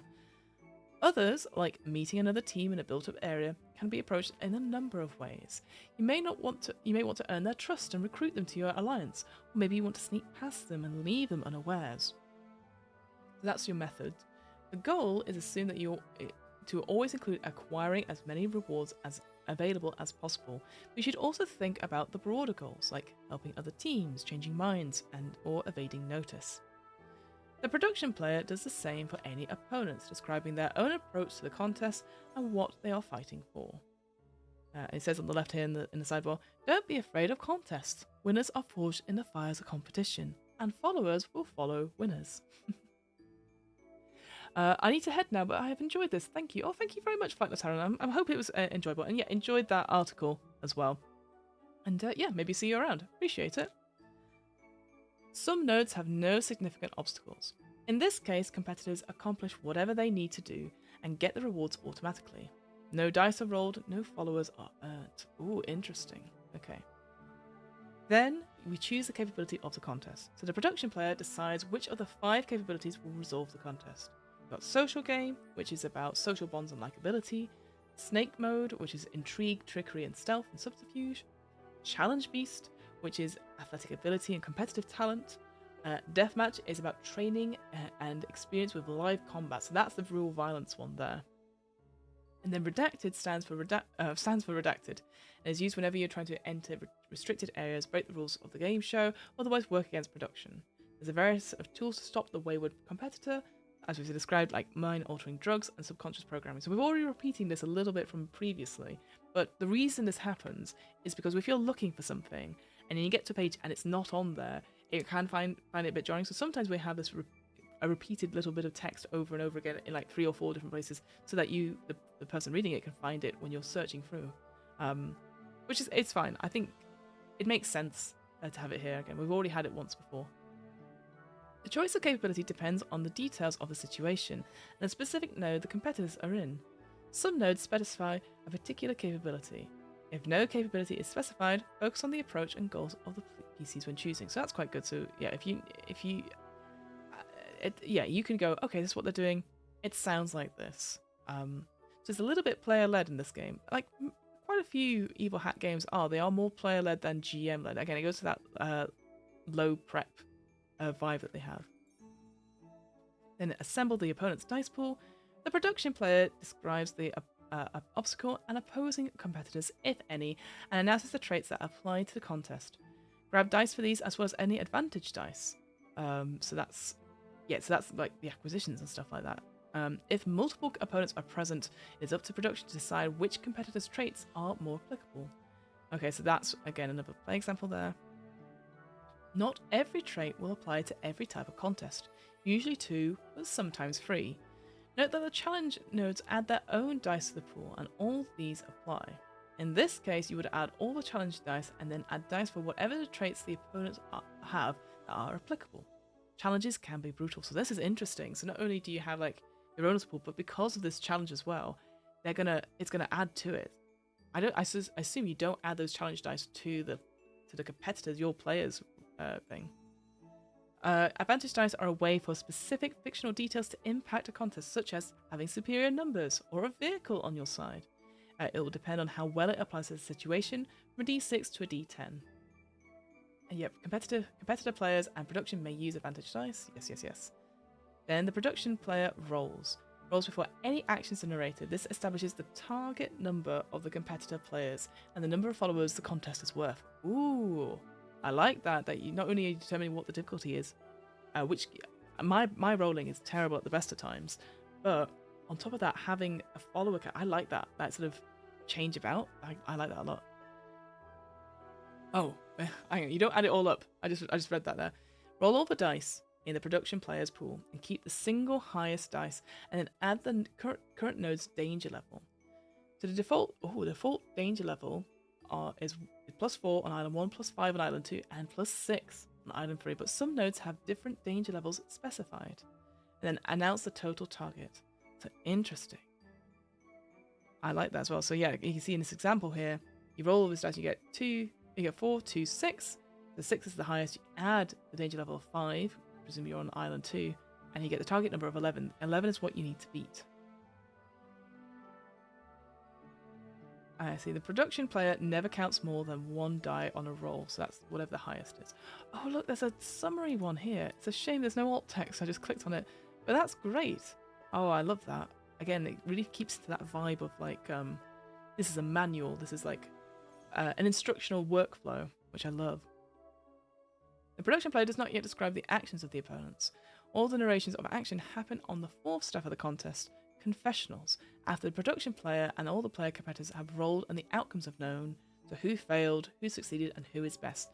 So again, you're thinking about, like, when you think of those confessionals when we see, Big Brother, Traitors, RuPaul's Drag Race, they're often recorded after whatever has happened, right? So even then they're like, oh, I just knew I gotta dance till my socks come off, and you're like, they already know that what it is. So I like how it's really feeding that vibe of the confessionals here.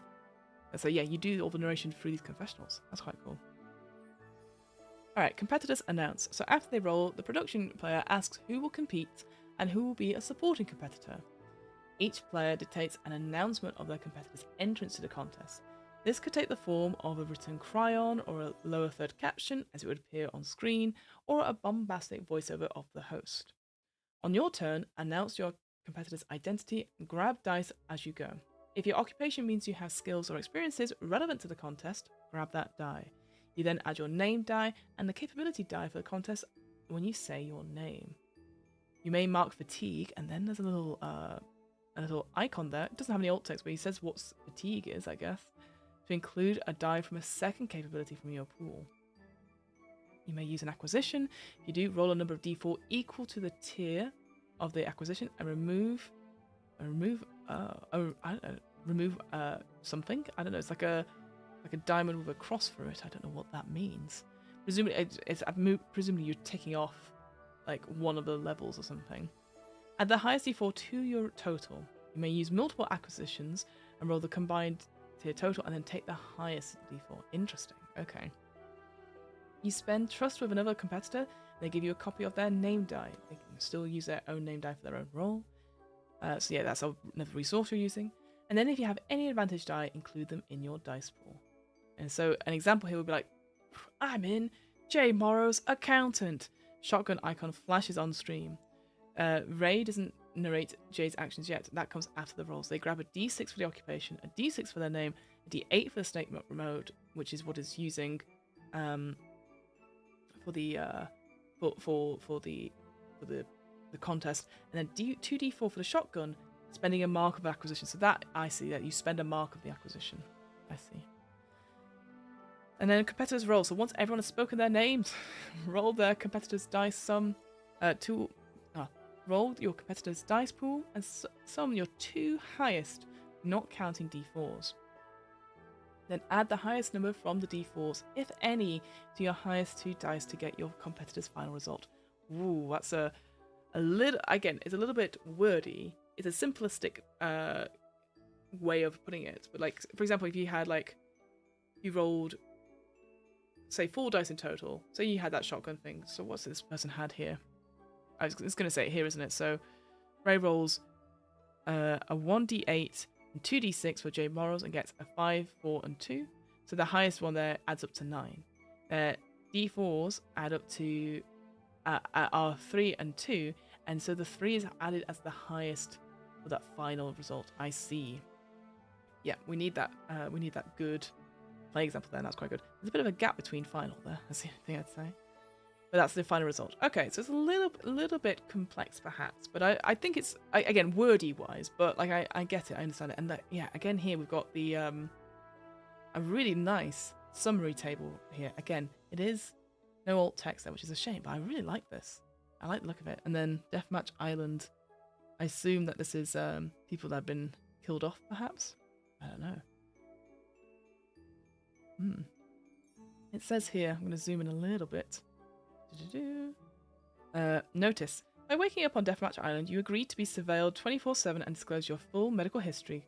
Contest failure is not the responsibility of production. Contest failure can and will result in injury and death. Play to win. Great. Yeah. Yeah, I like that though. Okay, outcomes. So you compare your result to the production player's target number. Equal to or greater, your competitor succeeds, their action goes well, and they overcome the obstacle. The successful hero, is competitor, with the highest total is the best. And then roll the name dice to break a tie. Less than, your competitor fails, their action goes awry, or they have to endure a setback. Mark 1 fatigue, and you cannot mark fatigue, you must mark an injury. Take a moment to outline abstract contest results. Summarize who succeeded, who failed, any injuries, deaths, missed rewards, and rewards earned. Listing them out helps players hit these fictional beats during their confessional.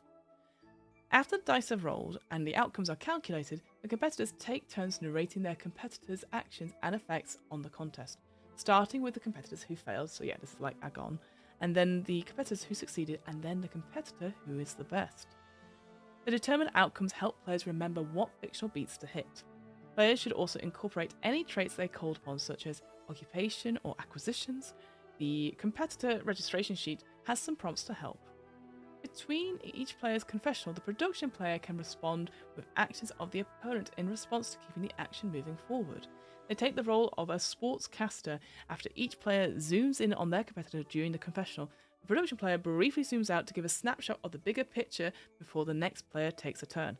This is exactly like the opening credits stuff in Blades in the Dark 68. This is what I've been doing in our series on RP Geeks. And I really like it because it gives the players a moment to set themselves up in the world, and then you, the GM, can like look at the whole world as it is and what the context is. So I like how it's been used on a sort of almost like a macro level for contests. That's pretty fun. And then we've got a play example there. And it says, perform with flair and bring the emotion. Get those followers smashing the like and subscribe.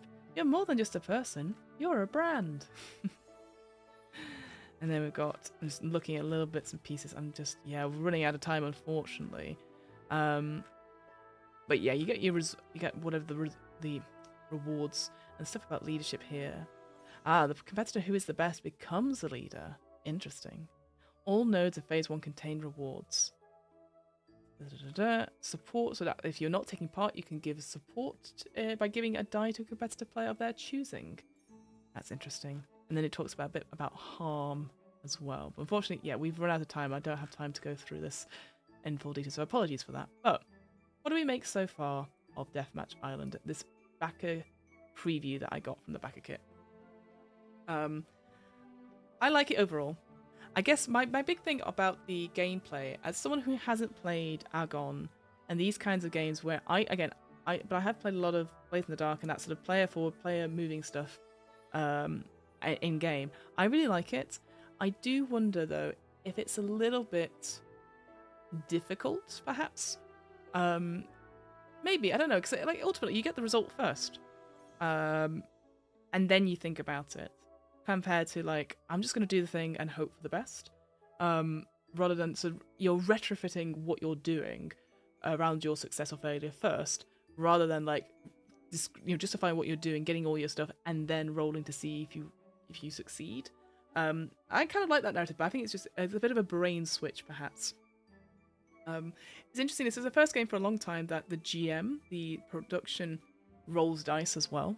So that's the only thing I'd say as well. So I don't have an easy time either. I don't sit back and like wait. I have to roll some dice as well.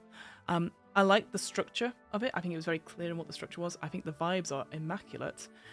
It's very grounded compared to maybe Triangle Agency. I wonder if I should have read this one first before Triangle Agency, because that was so fun and interesting. This I feel is fun, but it could definitely be very grim, and I think could be quite dark in places, and maybe players might not want to play that sort of thing. I definitely like it.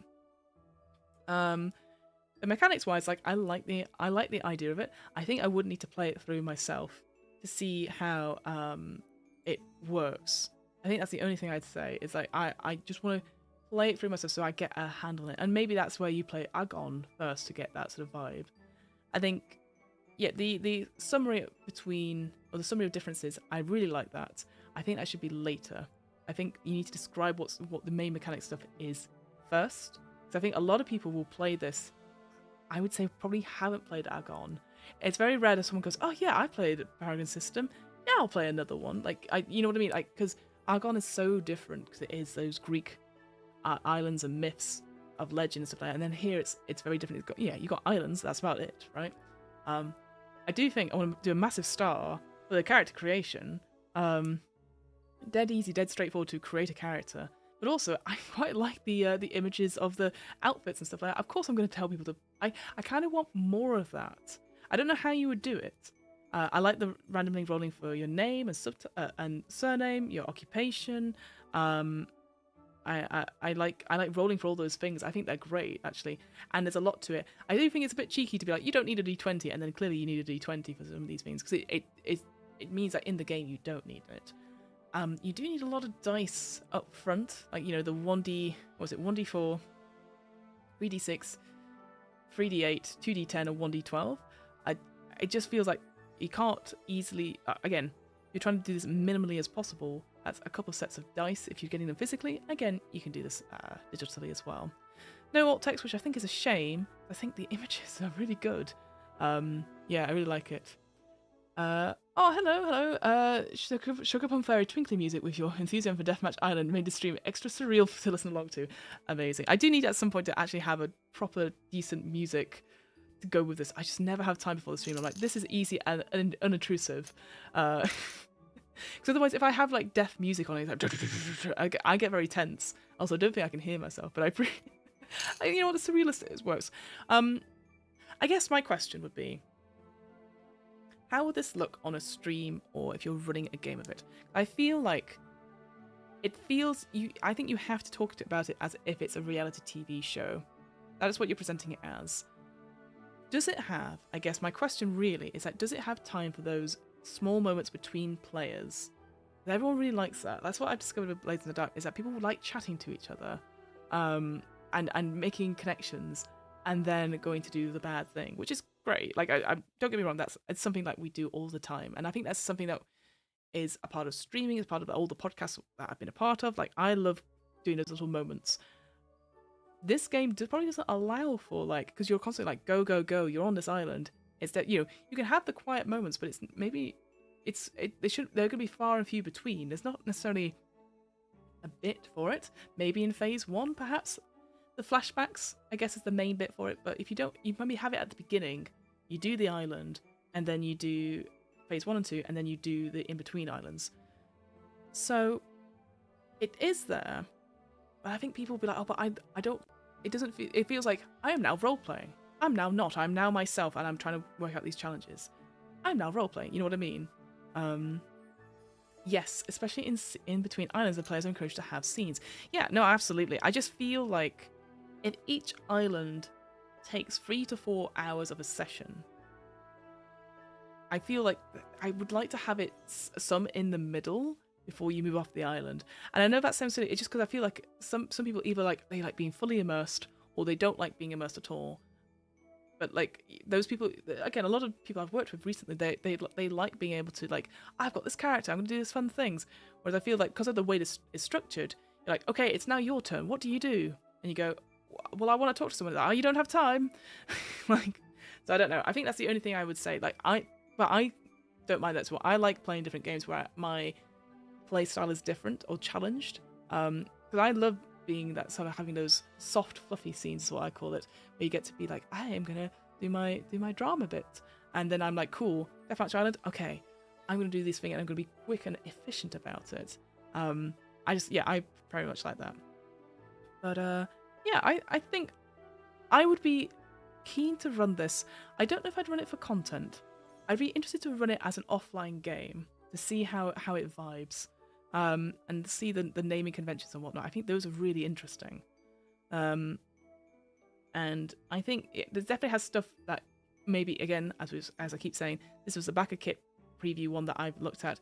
The full version, which is now out, probably has it all covered. Yeah, I think the final thing would be having a full section on the lines and veils and stuff like that. Again, it only has to be a page or something like that. It's just because it's not here in the table of contents, which I'm a little bit surprised about. Like it's in like we have stuff like, hey, anyone here can die. It doesn't matter about your race or your sexuality or stuff like that. You've all been picked. We're not going to discriminate, which I think is fine. Totally makes sense. I don't know. It's also talked about the pause card, which is different to the X card. I don't know what that is. Again, maybe it's not been written about because this is the backer kit. So I wonder in the full version if there is a section near the beginning that just goes, hey, deadly game. Don't worry. Maybe I've missed it. Maybe it should be here at the top here. Just again, it's always just good to know. Because it kind of isn't in that character creator, create competitive registration, right? No talk about session 0. And I was assuming, in competitive registration, that's when we create characters and we talk about lines and veils and all that sort of thing. It's not. Competitive registration is the beginning of the game. So that's the only thing I was thinking about. But again, these are all really small things. Because yeah, I really like it. But yeah, I think I would actually have to play it through as a private game before I thought about how I would do it as a stream. But then again, what is really great, so I'm just putting my dice away, is that if I go back to... This is where... Yeah, if I go back to the actual evil hat website is that they have... Oh, that's why I've zoomed in too much. There we go. They have videos. Glass Cannon did one. So easily you can check these things out. And it's nice that Evil Hat is quite proactive on having stuff of like read-throughs and all that sort of thing. So yeah, really cool. And look, there's even a Twitter thread during Tim's development. Yeah. So yeah, I think that's good. And like I said, you get I love the stuff here. I'm just gonna click it. You've got limited edition, which is the front page of it is again, I think it's the physical copy. It's got a slight sheen to it, so you can see under the redacted stuff there. But I like that cover. I like that cover a lot better than the current cover. I mean, again, it's such a small thing, but excuse me, is that the main cover for the main book, I don't particularly... I think it's fine. I don't think it's as nice as the Haynes manual sort of isometric look, or like just very simple, clean ones, because that really stands out to me. But, each to their own. That's my only thoughts there. But there you go. That is Deathmatch Island. Let me put another link in the chat. So if people want to go grab it, like I said, to get the hard copy, it's $30 here. I put a link to the... there you go. That's the cover there. To the copy... Drive Through RPG affiliate link, because I'm selfish and I would like if you're interested, buy a copy there. I get a little tiniest bit of money. But yeah, go support Evil Hat. Like, I really like their stuff. I think it's fairly interesting. And they have something for everyone, which I think is good. There's some reviews down there. Oh, what's the what? Oh, no, the 2-star review didn't say anything, but some of them there 5 stars. Games seem to have forgotten one key element: fun. This game keeps the feel of games such as Lost, Squid Games, Battle Royale, and makes things fast and engaging, easy to visualize, especially when you do this within Roll20. Looking for something to inject some energy into your group? This is it. That is a cracking review there. All right, team. Let's... Oh, gosh. Look at the time. Late. Let's finish off. Thank you very much for being a part of this. I very much appreciate it. If you've enjoyed this, come check out What Am I Rolling, which is a twice-monthly tabletop RPG one-shot podcast where we do lots of different RPG systems and interviews with game designers. It's going as well as it can do. If you're interested in not that stuff, check out the DM's Book Club, a weekly book club podcast where we talk about some Dungeons and Dragons and discuss how we might include them in our role-playing campaigns. Yeah, that's a weekly podcast with myself and Hamilton. We try and look at different RPG, and try and look at different things in D&D itself, and if we can improve it. And often we talk about other RPG systems. So there you go. If you want to join the Discord, sorry, I'm running through my head now. We've got a Discord as well for both Where and the DM's Book Club. So please go check that out if you want to talk about more about RPG systems. That's the place for it. I'm always interested to hear what people are playing and what people are excited about, because I don't know anything really. I found I backed this Deathmatch Island ages ago, and then I never looked at it. So I'm glad that I get a chance to look at it, and hopefully other people found it interesting as well. What else was there? I think the link's been going through. I'll do one more sort of thing. But yeah, if you've enjoyed this, or if you enjoyed any of my work, consider buying me a coffee or sending a donation over on Ko-Fi. All the money just goes back into running this sort of stuff and allows me to do stuff. Currently, I'm not working at the moment, and that's through choice. But I'm doing okay. But it's more like, hey, I liked your stuff. So if you can't afford to send a donation, that's absolutely fine. I would love it if you could spread the word about Too Long Didn't Read streams, or joining in the chat, or giving things likes. All the stuff that you do that you would share. Show a content creator that you like, so because that makes me want to do it more. That little bit of attention is great, but also sharing it with people that people might find it interesting as well. I very much appreciate it. So all those things. I think that's everything I have at the top of my head. We'll be back next week. I haven't decided what we're going to look at next week. We do these sort of Too Long Didn't Reads every Wednesday, 11 a.m. Central Time, 5 p.m. BST. So I'll have a look. We'll see what else is there. We've done a lot of dystopian ones now, so maybe I'll look for a nice happy one. But yeah, if you want to join the Discord and suggest them, I will absolutely take suggestions. I've got a lot of TTRPGs in my backlog, so 9 times out of 10 I probably actually have it somewhere. Alright team, thank you guys so much for being a part of this. I very much appreciate it, and it's actually lifted my spirits doing this. Like I said, I had a bit of a rough couple of days, just busy couple of days, and I've been a bit grumpy. But now, I'm like, Deathmatch Island, what a great thing to do. Alright friends, I will love you and leave you. I'll see you next week for another Too Long Didn't Read. Keep safe, play more games, and yeah, I'll see you next time. That's the end of stream button. I'm going to wave and say goodbye for now. Goodbye for now.